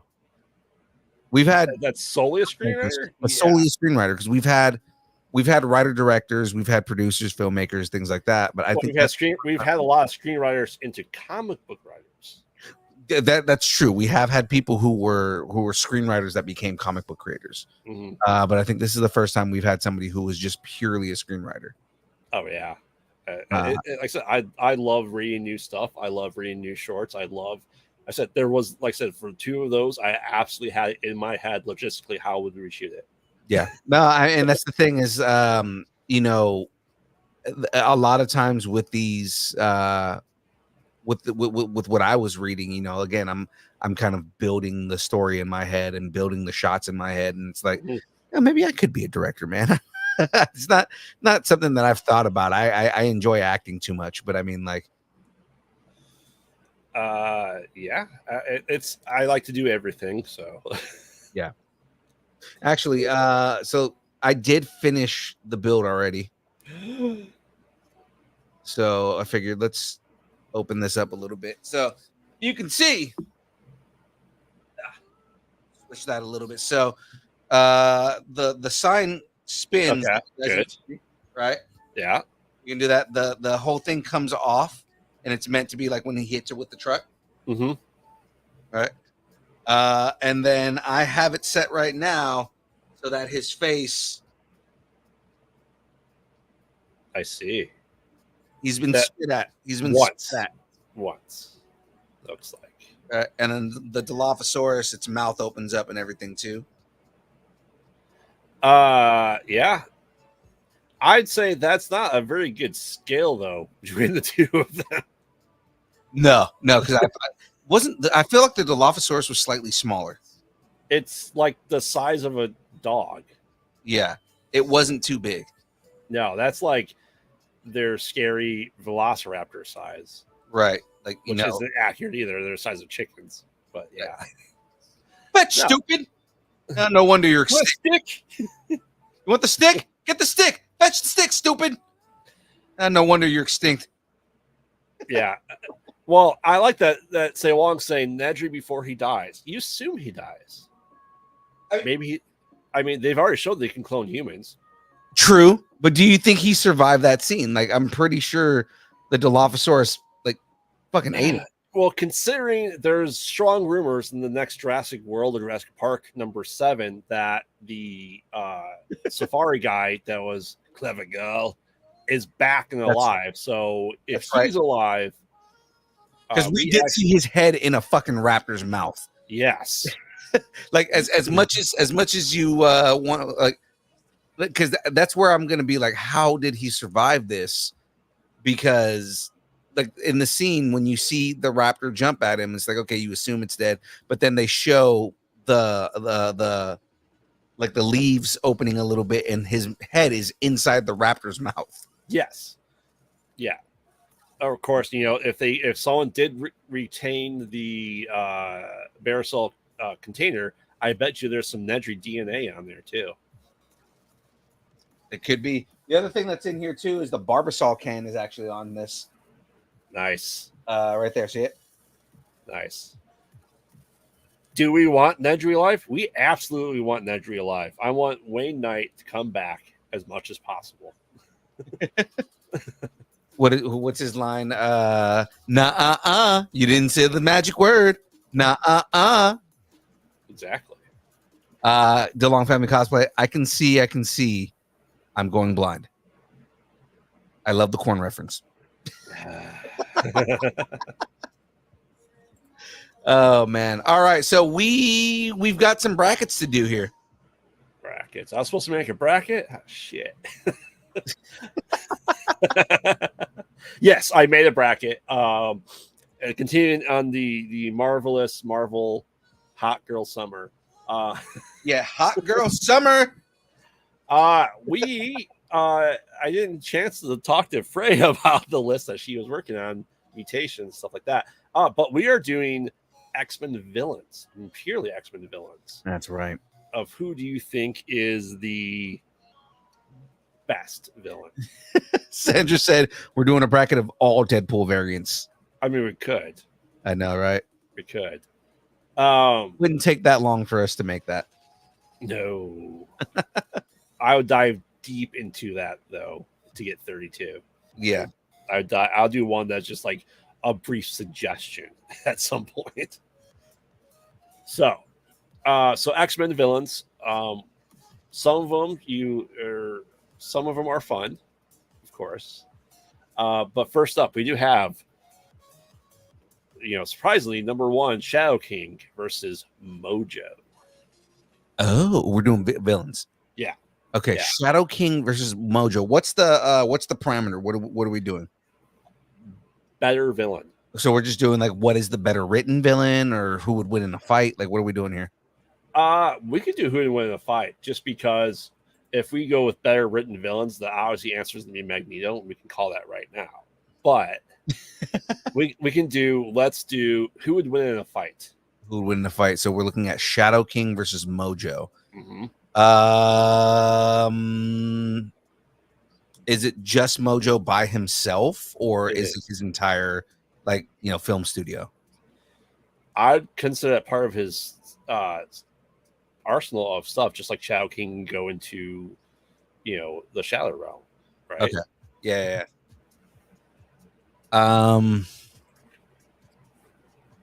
Who do I enjoy more? Probably Mojo. Who is a more powerful villain and would probably win? Probably Shadow King.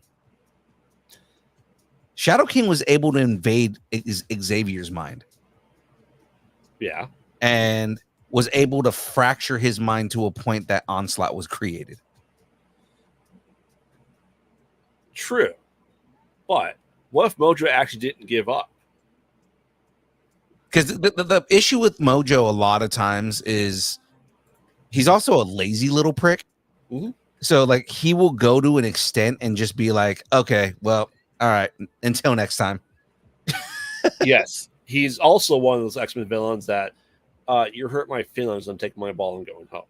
Right. That's why I'm saying it. So I think like when I said before, like who's the more enjoyable villain? I enjoy Mojo immensely. He is a fun villain and a fun character, and he puts the stakes in a way where things are just like he makes things fucked up. But Shadow King 100% is a more ominous, powerful, and controlling villain, because he can fuck with your head in a way that Mojo can't do.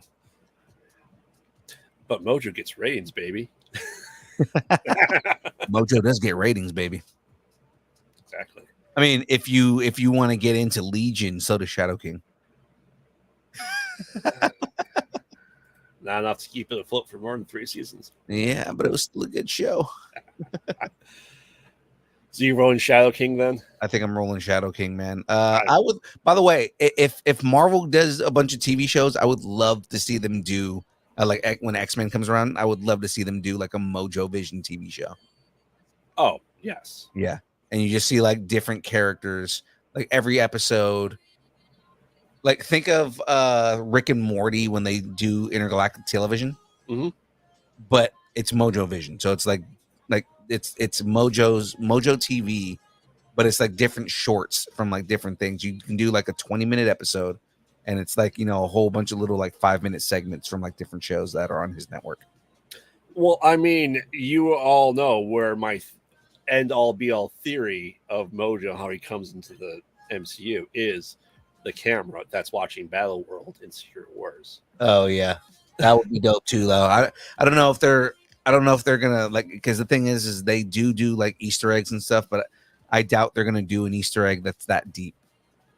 They can, yeah, because I more power to them. But I mean, even more so that the Russos are doing it. The Russos tend to focus on the one thing and not throw in a lot of Easter eggs unless it pertains to a later story plot. Right. That's the storyline. I just want to see Mojo Plus. Mojo Plus would be great, and that's why I'm saying, like, I think that would be great. Like once they get into the X-Men saga. Oh, I mean, there's without a doubt in my head, it would be the parody of Disney Plus. It'd be Mojo Plus, and it will be every comic movie that ever existed, including the guy in the duck suit for Howard the Duck. So I think he'd be picking his contestants by flipping through different Marvel movies and TV shows. I would love that, man. That being said, Shadow King does move on as he invades our hearts and minds. Nice. All right, next up we have Emma Frost versus Toad. Again, Toad's fun to an extent, but Emma Frost is fucking OP as fuck. Emma Frost not only is a powerful telepath, but she has diamond skin. What does Toad have? He can lick her to death. Mm-hmm. How many licks does it take to get to the center of Emma Oh Frost? my god. James said Howard the Duck quack quack. And of course Aubrey Plaza, my heart, my soul. As the Shadow King. She actually was a badass Shadow King though. You interviewed Toad. Who? What? Oh. I think Dave Fennoy played Toad in an episode. Okay. I'm like, you interviewed AJ Buckley. AJ Buckley played Toad. I'm like, you interviewed Ray Park, and I didn't hear about that. Yeah, we did. What? Everyone's saying Emma Frost. You going Emma Frost as well? I'm going Emma Frost for sure. All right. Emma Frost moves on. Dark Phoenix versus Master Mold. Once again, Master Mold is a fun character. Dark Phoenix is Omega level. She is the Omega level villain in Marvel, man. She is so strong. She's a step below Scarlet Witch in just complete universe ending power. But who comes back more, Master Mold or Dark Phoenix? Master Mold comes back every issue. Like they literally destroy that giant robot and then he just comes back. It's like, oh yeah, there was another one that was in Brazil. Oh, there was another one that was underground somewhere for some reason. You know, oh man, Master Mold imbued with the power of the Phoenix Force. Oh my god, that would be ridiculous. But the Phoenix Force has to go into an organic being, and Master Mold is only organic in one sense, and that's with the Sentinels from the Future. What were they called? You're talking about Nimrod? Nimrod. Yeah. Because Nimrod was a combination of Master Mold and like it was some weird shit. I'm trying to remember what that was. Well, he wanted the brain of Trask in him. Yeah. So if he has a human brain, would he be able to wield the Phoenix Force?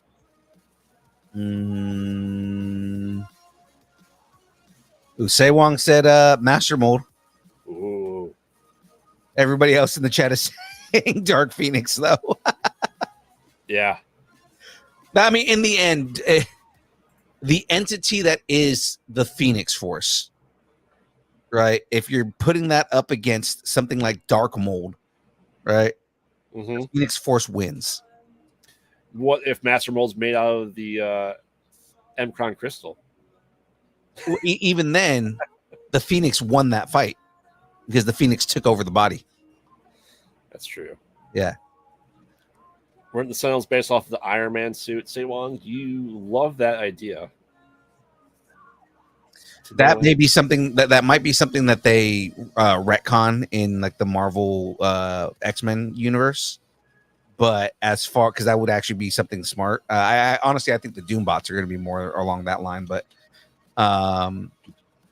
no, the Sentinels were a robot designed by Bolivar Trask to specifically kill mutants. So, or sorry, to capture mutants. They were meant to kill mutants. That's what they were for. I captured it. How'd you? I killed him first. Here's his body. All right. So Dark Phoenix obviously moves on. Right. All right. The Xavier, because he's arguably a villain of the X-Men universe. He is arguably the villain when it comes to X-Men. Versus Apocalypse. Oh man. I don't know. I've ever. I mean, yes, that like the last episodes of season 4 of X-Men animated series, he does go up against Apocalypse, but he's there with however many 30 other sidekicks. In the comics, it takes a team up between Xavier and Magneto and their teams to stop Apocalypse. So I think that 1v1 Apocalypse kind of shits all over Xavier. And I think part of it is also because with the Kree technology that Apocalypse has, he can be resistant to the psychic powers. He's not immune to it, but he can resist it, right? Almost to the same degree that Magneto's helmet can resist all that shit. And yeah, I Apocalypse is just, if we're talking comic Apocalypse and not the shitty one that was in the movie, Apocalypse is, yeah, exactly.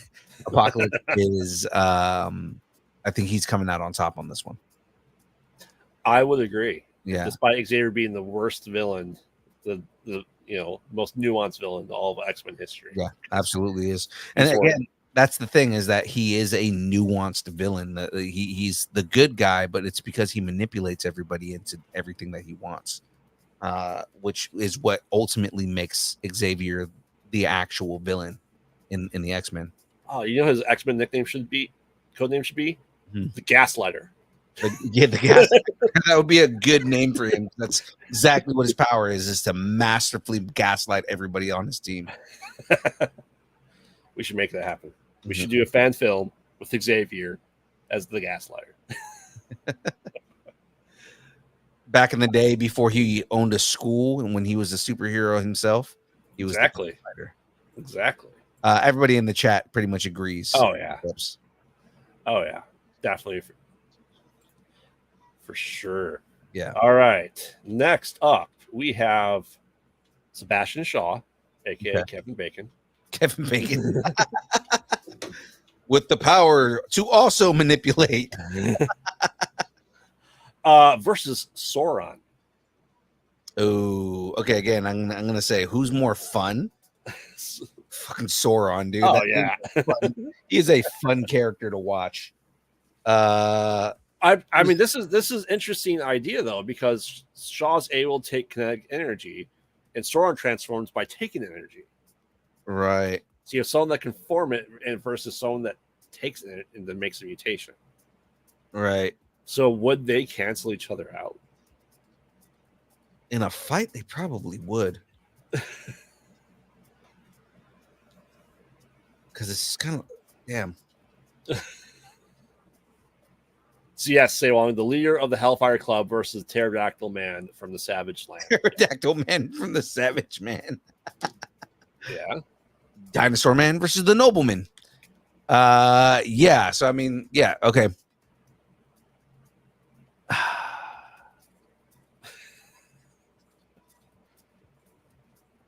I don't think we've ever seen them in anything together. No. I mean, has Sebastian Shaw ever gone to the Savage Land? Probably not. Yeah. I mean, he does have the power to kill, Darwin out of a movie in the franchise pretty damn fast. God. He has the power to Kevin Bacon. Yeah. I don't know. That's a tough one. Yeah, it is, because their power sets are so similar. Right. And usually when, genealogy, obviously any Summers versus Summers, Sword would use hypnosis on Shaw. Is he a Pokemon? He might actually be. But the rest. Is that your X-Men names, say one? But the rest. Well, I like I said, I'd be interested to see, because Sauron also has a dinosaur beak, so he can bite Sebastian Shaw. That's true, but like I said, I wonder if Sauron would actually be able to absorb his energy. Yeah.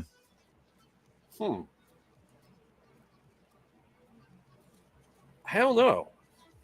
I feel like Sauron might actually one up him on this. The other thing is that Sebastian Shaw also can absorb thermal energy. Yes. And redirect it. So I mean, he could throw a fucking fireball at him. But would Sauron just absorb it? It's true.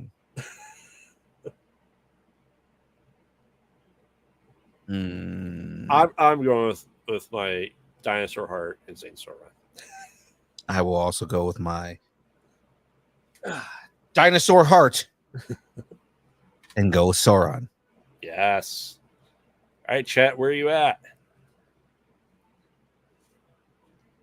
Plus I reiterate Kevin Bacon.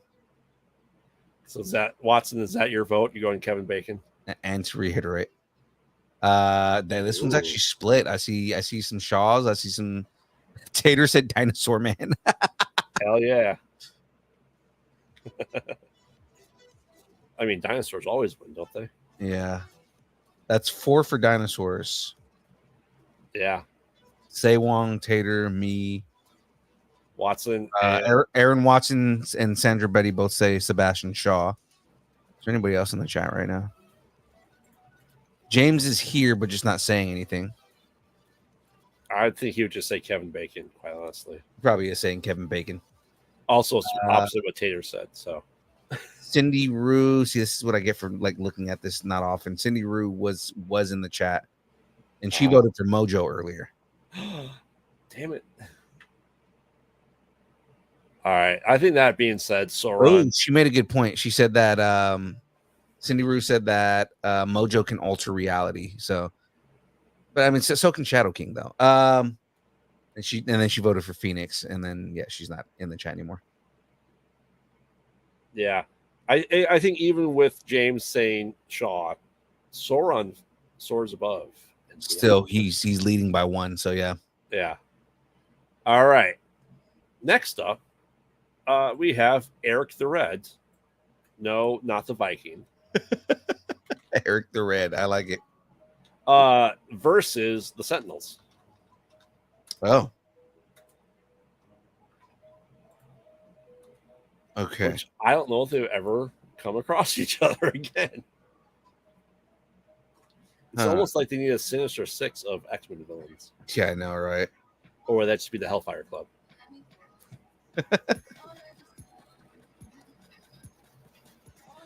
Because Eric the Red is part of... He's from the Shi'ar Empire, right? He's from the Shi'ar Empire, yeah. He is part of the Imperial Intelligence. Yes.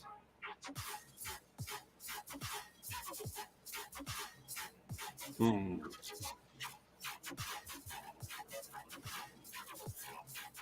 do you think, Phil? Kind of hard to call because the dude, he's powered by crystals. He's one of those dudes that he can take, like he's one of those dudes that can take on like an entire like Kree battalion by himself. And the Sentinels essentially get wrecked by every X-Men that they come up against. Essentially, their weakness is mutants, and they just look at them, they just fall over dead. Yeah. So it's kind of like the reason that I kind of start leaning Eric the Red is because a dude who can fight an entire Kree armada on his own, between him and Sentinel, right? No, I'm sorry, Gladiator. Gladiator's the dude that fights for the Shi'ar. Or is Eric Eric? He's from space. Is Eric? He's not part of the Starjammers, is he? Was Eric a Starjammer? I don't think he was a Starjammer. You mean look him up? I don't remember. He came up right away. Affiliations right here. Yeah, he's the agent of the Shi'ar Empire. Yeah, he's with King Crimson, and he was Crystal Claws. Yeah. So it doesn't say that he was part of the Starjammers though. Okay. He is Shi'ar, which means that he is fucking part bird. Uh-oh. You better watch out for Xavier.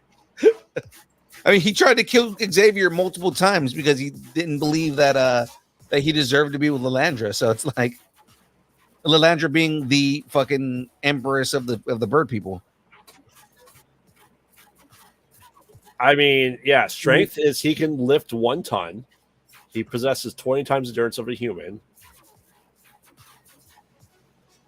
Yeah, he can fire energy blast. I think he's going to destroy every Sentinel that comes his way. Yeah, it's different if it's like Nimrod, because like Nimrod can like outthink and kind of can do a little bit of absorption and shit like that. But in this case, I think with this a regular ass group of Sentinels, I think Eric the Red takes them on. So I think I go Eric the Red.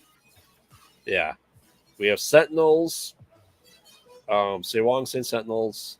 I'm definitely saying Eric the Red. Tater saying Red. Tater says Eric the Red. Yeah. As long as he's just making a neck bleeder. That's very true. But he does say that he's going Sentinels. So Oh. did James just say he wants bacon?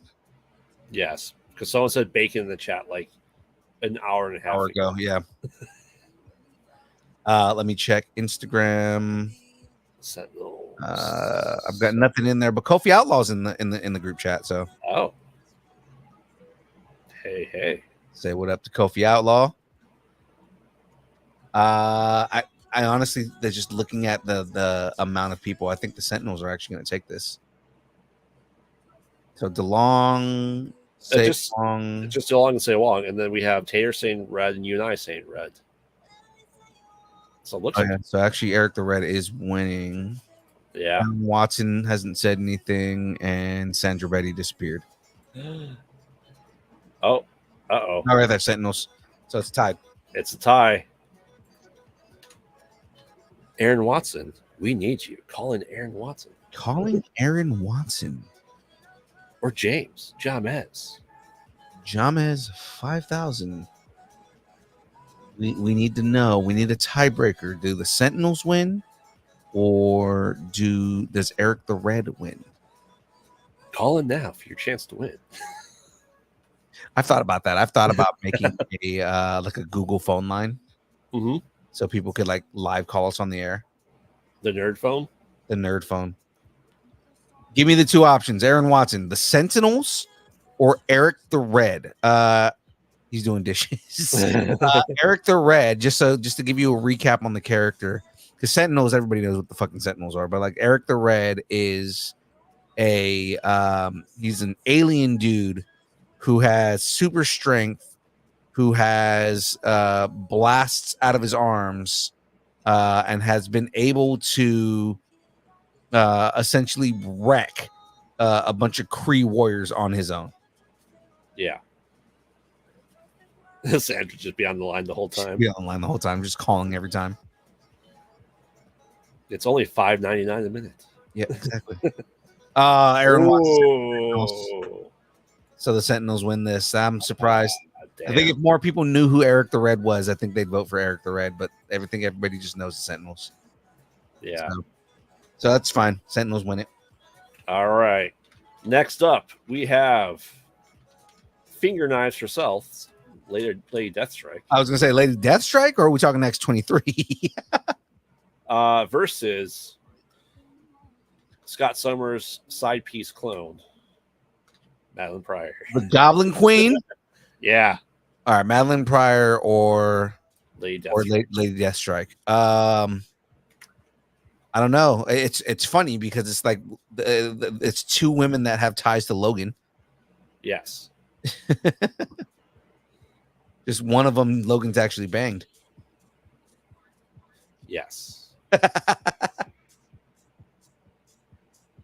The other one is just a clone of a woman that Logan wants to bang.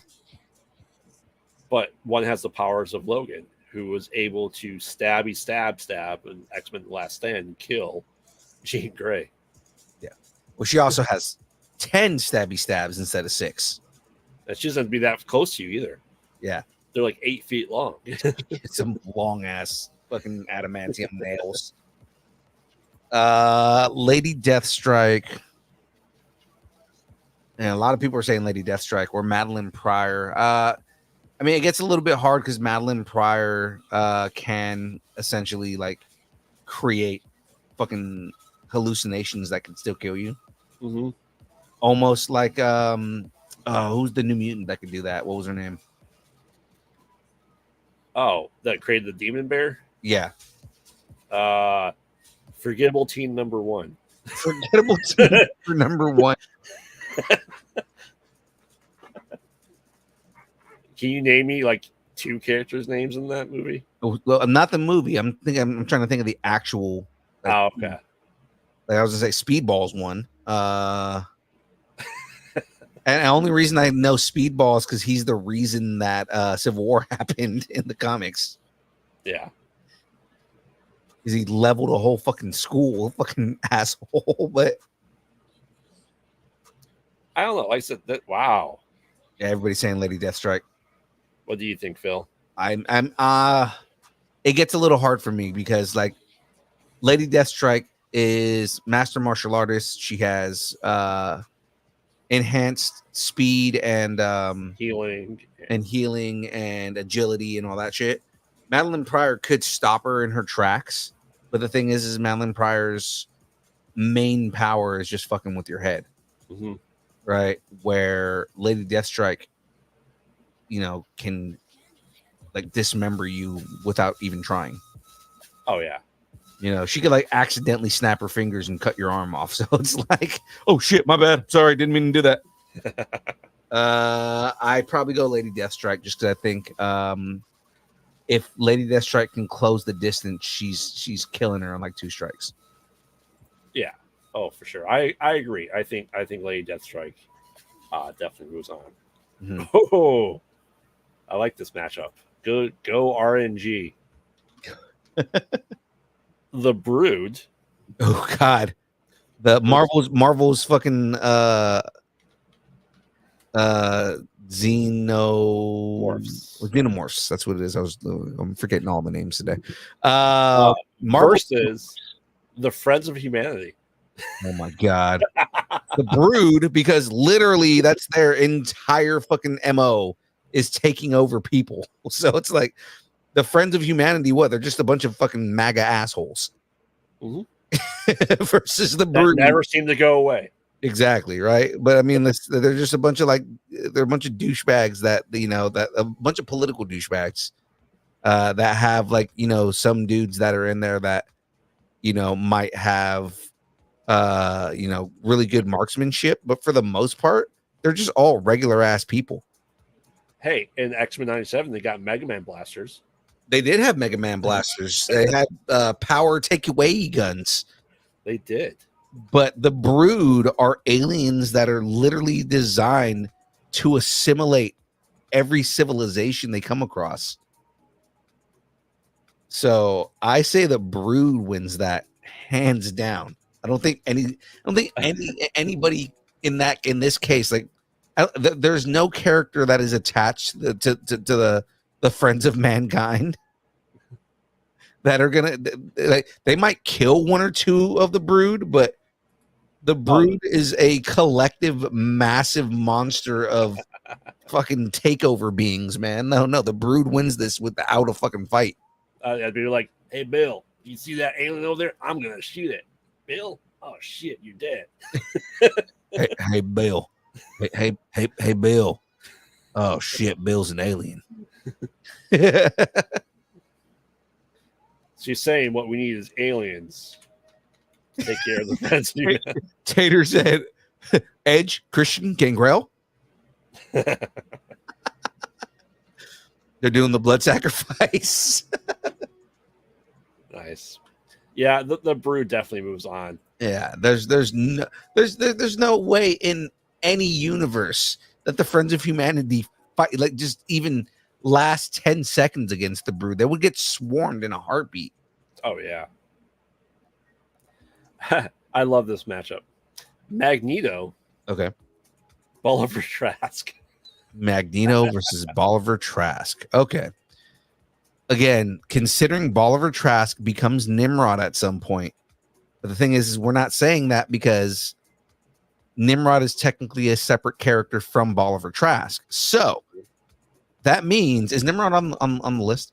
Yes. Okay.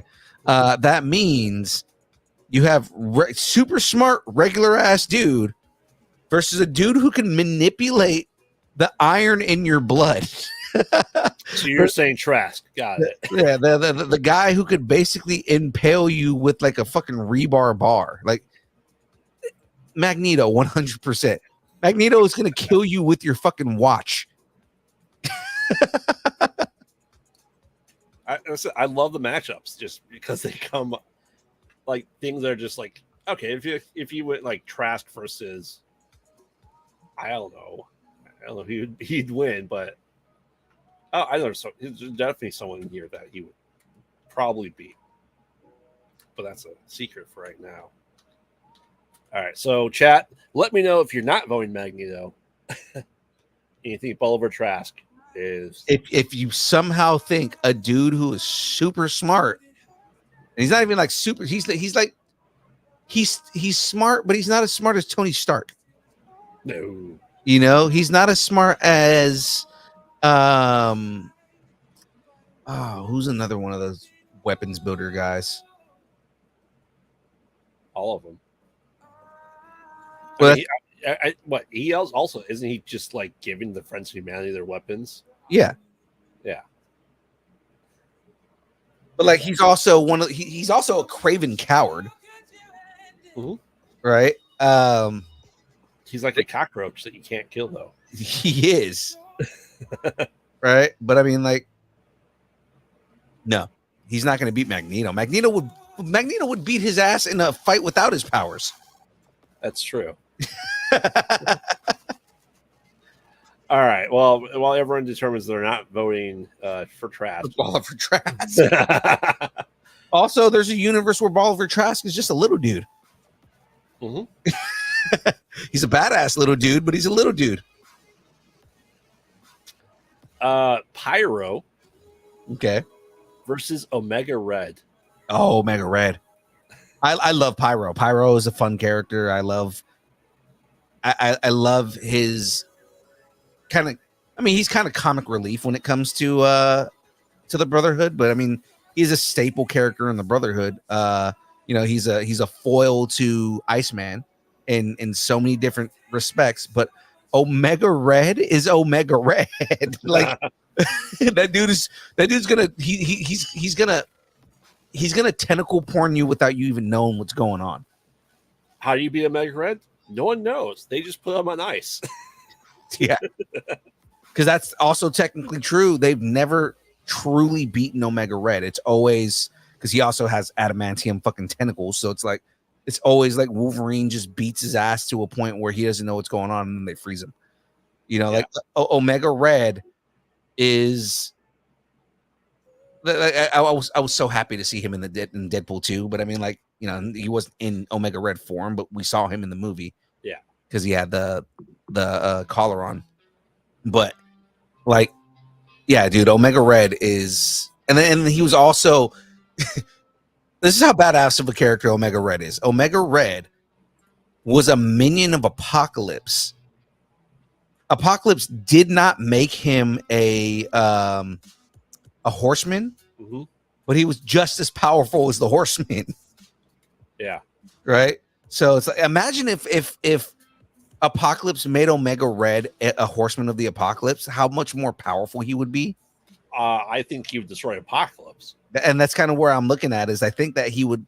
Yeah, I think the only reason that Apocalypse doesn't make Omega Red a horseman is because he would become so powerful that he would probably kill Apocalypse. For Mother Russia. For Mother Russia. All right, yeah. Omega Red's definitely moving on. Yeah. Fabian Cortez. Fabian Cortez. Is that Sunspot?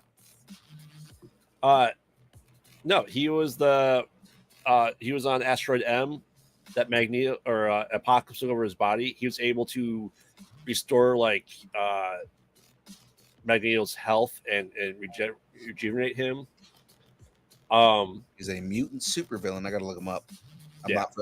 Oh, he's a Chris. How do I not know him? And he's a Chris Claremont character. Yeah. It's an Asteroid M. So Fabian Cortez versus Sabretooth. Well, I gotta look up his powers here. Fabian Cortez possesses the unique mutation that grants him the ability to enhance or diminish energy levels. Well, fuck. That already makes him kind of hard. In the case of mutants, he can enhance their abilities occasionally to very dangerous levels and limit that may exceed the normal limits of the target's control, temporarily empowering them to at the expense of their health. Oh, so he can fucking OP people. thus burning out the targeted subject's physical bodies, sometimes at the molecular level. That's sadistic. While on board Asteroid M, Magneto returns from a fight with the X-Men, having suffered deep lacerations to his lower abdomen from Wolverine's claws. Cortez seemingly heals Magneto, as he says he had also done with his sister after an earlier battle. These actions temporarily restore Magneto back to full health and vitality. However, these actions turn out to be false, as the effects on Magneto were frequently needed to sustain the healing effects by Cortez. So he's a power booster. Yeah. A bigger, dumber, adamantium-less Wolverine, says Say Wong. I wouldn't think Sabretooth's any dumber than Wolverine is. In the movies, they make him dumb, but like Sabretooth is actually really smart in the comics. Right. He's so smart that Wolverine cannot get away from him on his birthday. Yeah. He has like an advanced tactical mind, so like he can like outmaneuver the majority of people he goes up against. He just looks silly. Yeah. You know, but like he's actually a big problem. Say Wong versus Fabian Cortez. Like I said, that's a deep cut for some. Cortez, I mean, so deep cut, I didn't even know who he was. Cortez is also a skilled martial artist, often carries a firearm. It has not been yet determined if his skill sets are rooted in a previous military background, resulting in advanced tactical expertise. Still, it is noteworthy to mention that he is highly intelligent and a formidable military tactician and strategist. Cortez can also use his powers to sense and interpret the genetic code of living beings and unique bioenergy signatures and energy fields in other mutants. Likewise, he may also have some control over his own energy field, along with possibly being able to constrict it around various targets and foes. No, Cortez wins. He can create energy like energy force fields, and he can constrict people in them. There's no way, strong as Sabretooth is, that Sabretooth wins that fight. Because the minute Sabretooth starts running at him, this dude like basically reverse Magneto's his ass. Right? Yeah. I think after, it's funny, after reading that little thing right there, everybody in the chat started saying, "Oh, Cortez," right? Like, yeah, this dude Fabian Cortez is kind of a beast, man. He's another Sue Storm. Yeah, he can create energy fields and restrict energy fields, and then zap you of your fucking energy, or he can give you more strength, but then at a cost where he can give you so much strength that you kill yourself. Mm-hmm. Your body breaks down to nothing. Right, like I said, he is sadistic just in the way that he's written. So I think Fabian Cortez wins this fight, and I think I need to go and like find the run. He said Asteroid M, so I mean it's not gonna be too hard to find it. I need to go find the run where Fabian Cortez is in, so I can like go and read his shit, because this dude sounds dope. Yeah, he's hella powerful. Yeah, the TV show did no justice to him. The animated series. Was he in the animated series? Yeah, he was on the Asteroid M. He's the one that was healing Magneto, that had to be like his personal advisor and Asteroid M. Yeah. And then eventually Apocalypse comes down like in season 5 and uses him as a new vessel. Yeah. Okay, so Fabian was in the show. Yeah. Okay, might have to go. Like I said, I'm gonna have to go read, but then I'm also gonna have to go and rewatch season 5. Exactly. All right, so probably we probably can get through 2 more here. Okay. Black Tom Cassidy. Yeah, Black Tom versus Mr. Sinister. Oh, Sinister. I'm sorry. Black Tom Cassidy's dope. He's a very compelling character, even though he got no screen time in the movie. Right. Yeah. But it's Mr. Sinister, dude. That guy is a genetic fucking mashup monster of all the shit that is your worst nightmare. Oh yeah, for sure. So I love Sinister. Yeah. And as we all know, especially when Sinister came to be in X-Men 97 and we did examining the X-Men, I was just so infatuated with Sinister. Right. I've always been there. But so far so far we have 4 for Sinister. Yeah, he is interesting. Yeah, I mean, like Black Tom Cassidy's whole thing is he can like he is what's his face? He's Man Thing without looking like a monster.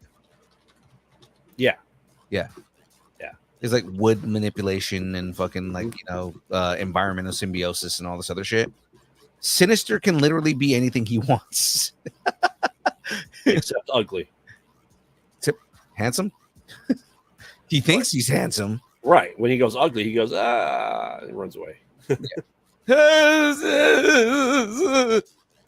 All right. Well, the Juggernaut. I'm the Juggernaut, bitch. Versus Cassandra Nova. Oh, shit. It's funny how RNG put fucking Xavier's siblings together. Mm-hmm. Like RNG, yeah. Here's Xavier's stepbrother and Xavier's fucking weird ass womb sister. Alien womb thing. Yeah. Fucking yeah. I think I go Cassandra Nova just because as strong as Juggernaut is, and as much as I love Juggernaut as a character, Juggernaut is not a mutant.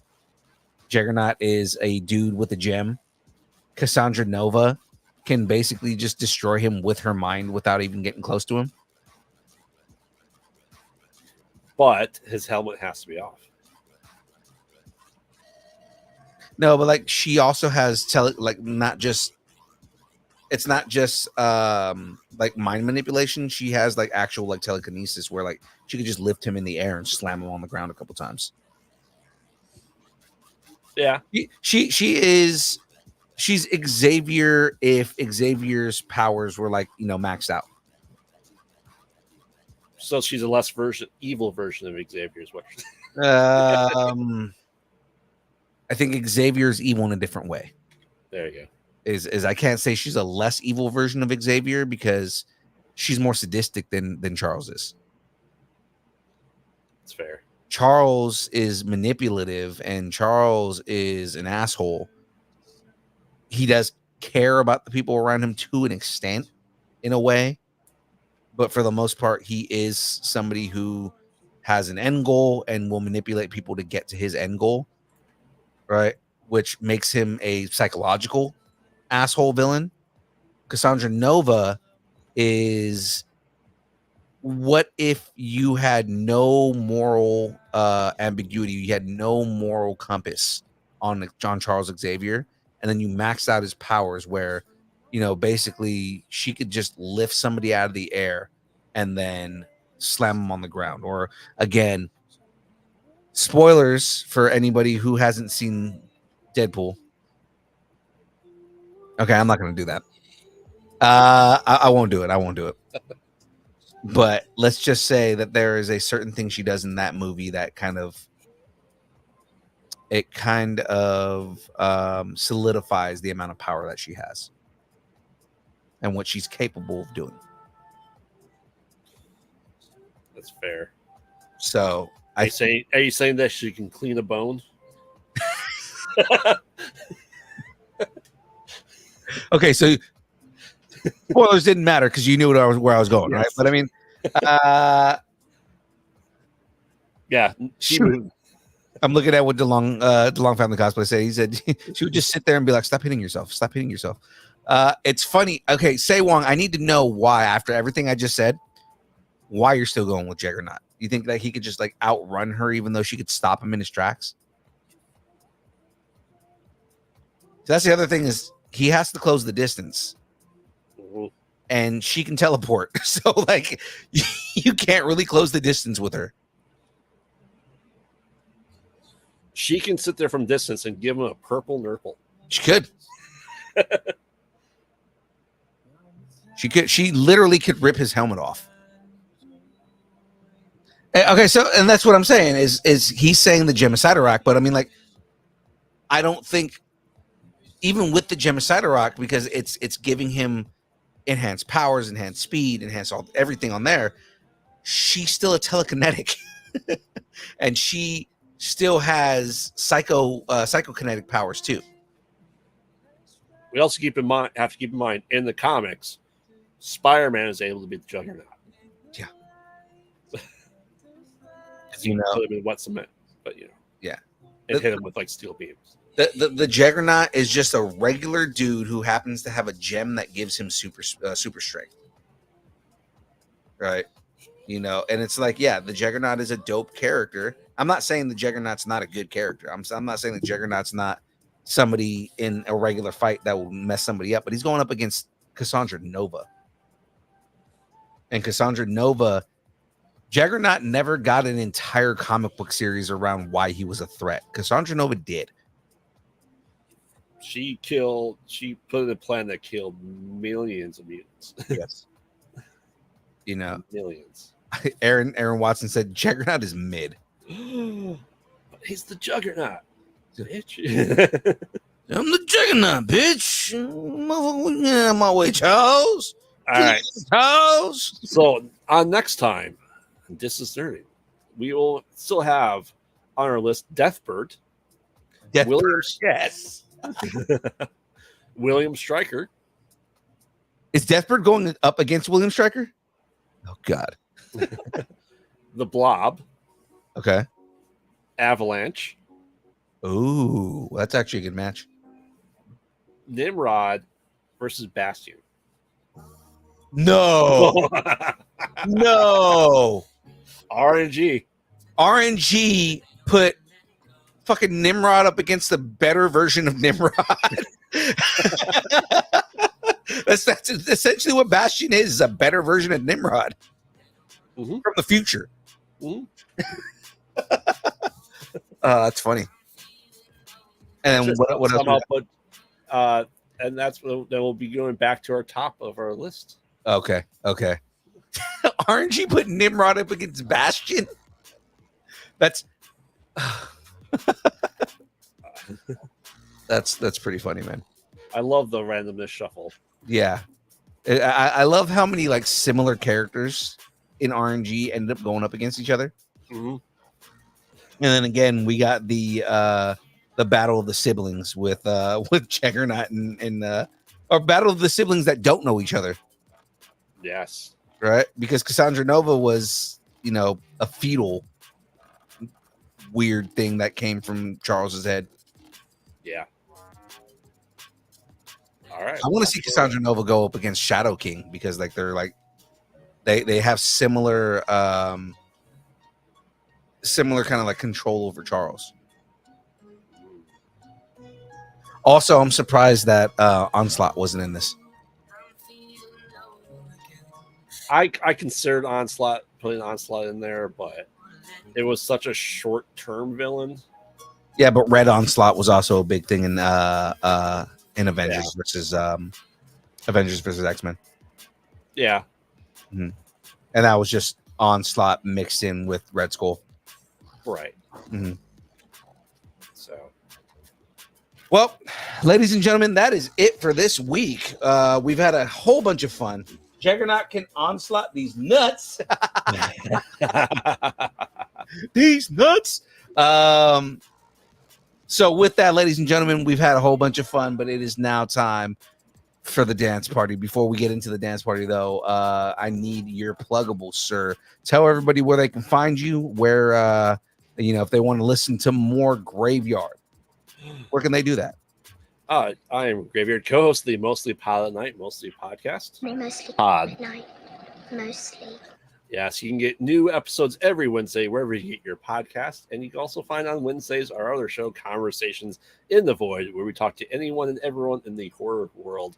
Last night, we nerded out about Phantasm. We had a guest that came back. He was a VFX artist from Smile and Super Bowl stuff, and he's excited. He's helping make the other endeavor I'm currently doing, which is making movies. That's right. We have scripts written out. We have new stuff coming out. I think October 10th is going to be the my first movie I'm assistant directing on that will be coming out. It's called Untitled Footage. So make sure to check that out. And you can follow everything I do with Horror Dads Productions and everything else with Pod Out at Night at Pod Out at Night and all social media. So we'll see you there. All right. Aaron Watson saying, when do you stream your show? Wednesdays. Yeah. Yes. Wednesdays, 9 p.m. Central. Right. Conversations in the Void are on Wednesdays. The podcast is on Wednesdays as well. You guys don't live stream that though, right? No. Yeah. No. So you guys record on Wednesdays, but it comes out on Wednesdays. So you record before then. Yes. Yeah. Right. So, of course, ladies and gentlemen, you know who I am. I'm your boy, Young Phil. DistanceNerding.com. You can head over there if you want to do anything on there. But, of course, we are on all the social medias, Instagram, Facebook, Twitter. It's not X. It's not going to be X. It's Elon Musk can suck it. Twitch, TikTok, Threads, YouTube, Discord, MySpace, Vine, GeoCities, Friendster, Second Life, AIM, Farmers Only, Christian Mingle, OnlyFans. It's only pictures of Aaron Watson's feet and Mandels, the beard, and Jamez's glasses just sitting on a table, judging you for not watching Distance Nerding for whatever reason that you have, because whatever excuse you have is a load of bullshit. All at Distance Nerding. And of course, if you would like us, you know what I forgot to do was I just showed my face here the entire time, but boom, that's usually on the screen so you can see everything. Well, because I did that and didn't do this, ladies and gentlemen, of course, if you want to shoot us an email, boom, right there on the screen. If you would like us to break up with your boyfriend, girlfriend, significant other, pet, schoolyard bully, annoying neighbor, or just tell us how much you enjoy us, hate us, or wish the internet would consume us and spit us out at the feet of whatever Mojo is making and putting on the internet as well. I think he's the evil mastermind behind Dance Moms coming back. Oh, that might be it too. In all reality, Elon Musk is Mojo. Send us an email at dist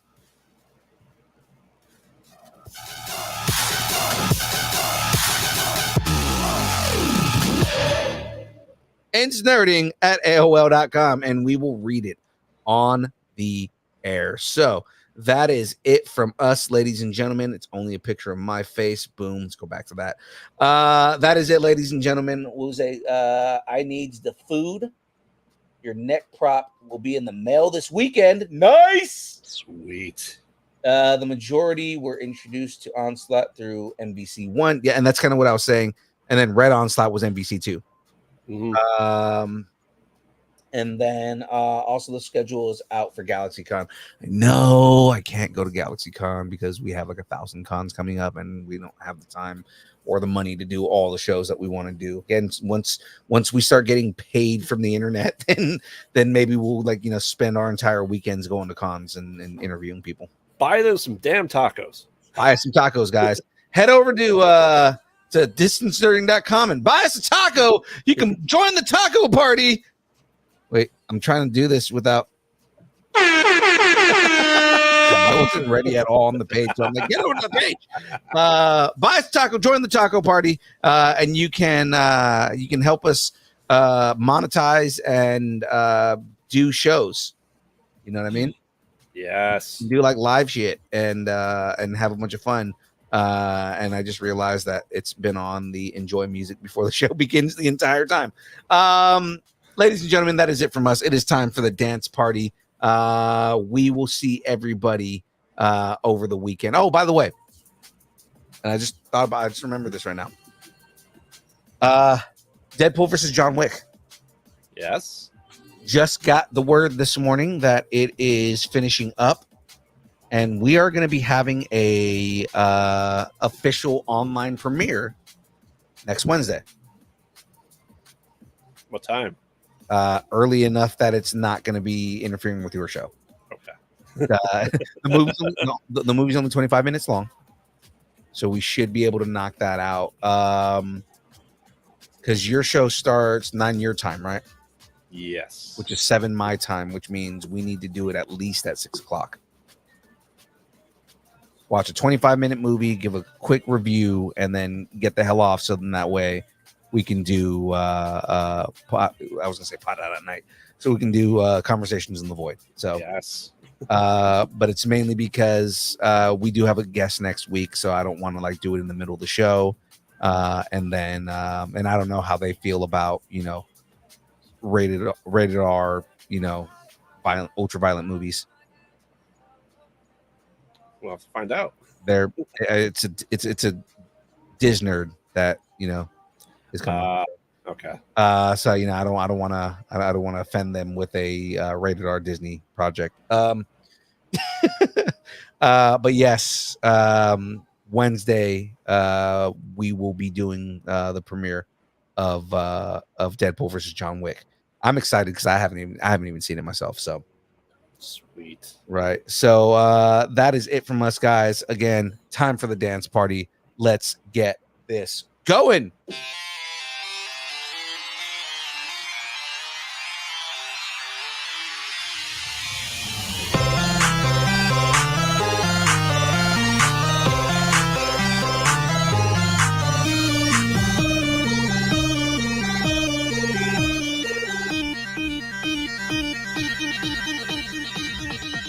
We talked about dinosaurs, so why not?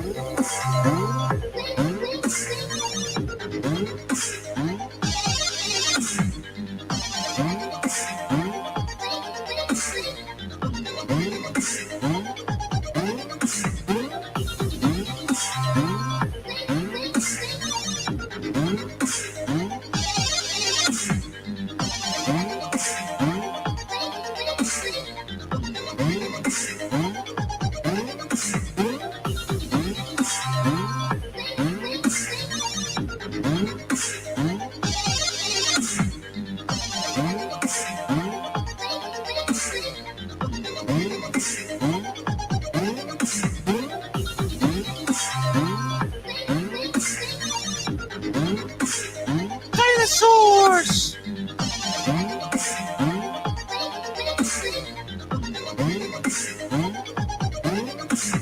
We'll see everybody next week. Bye.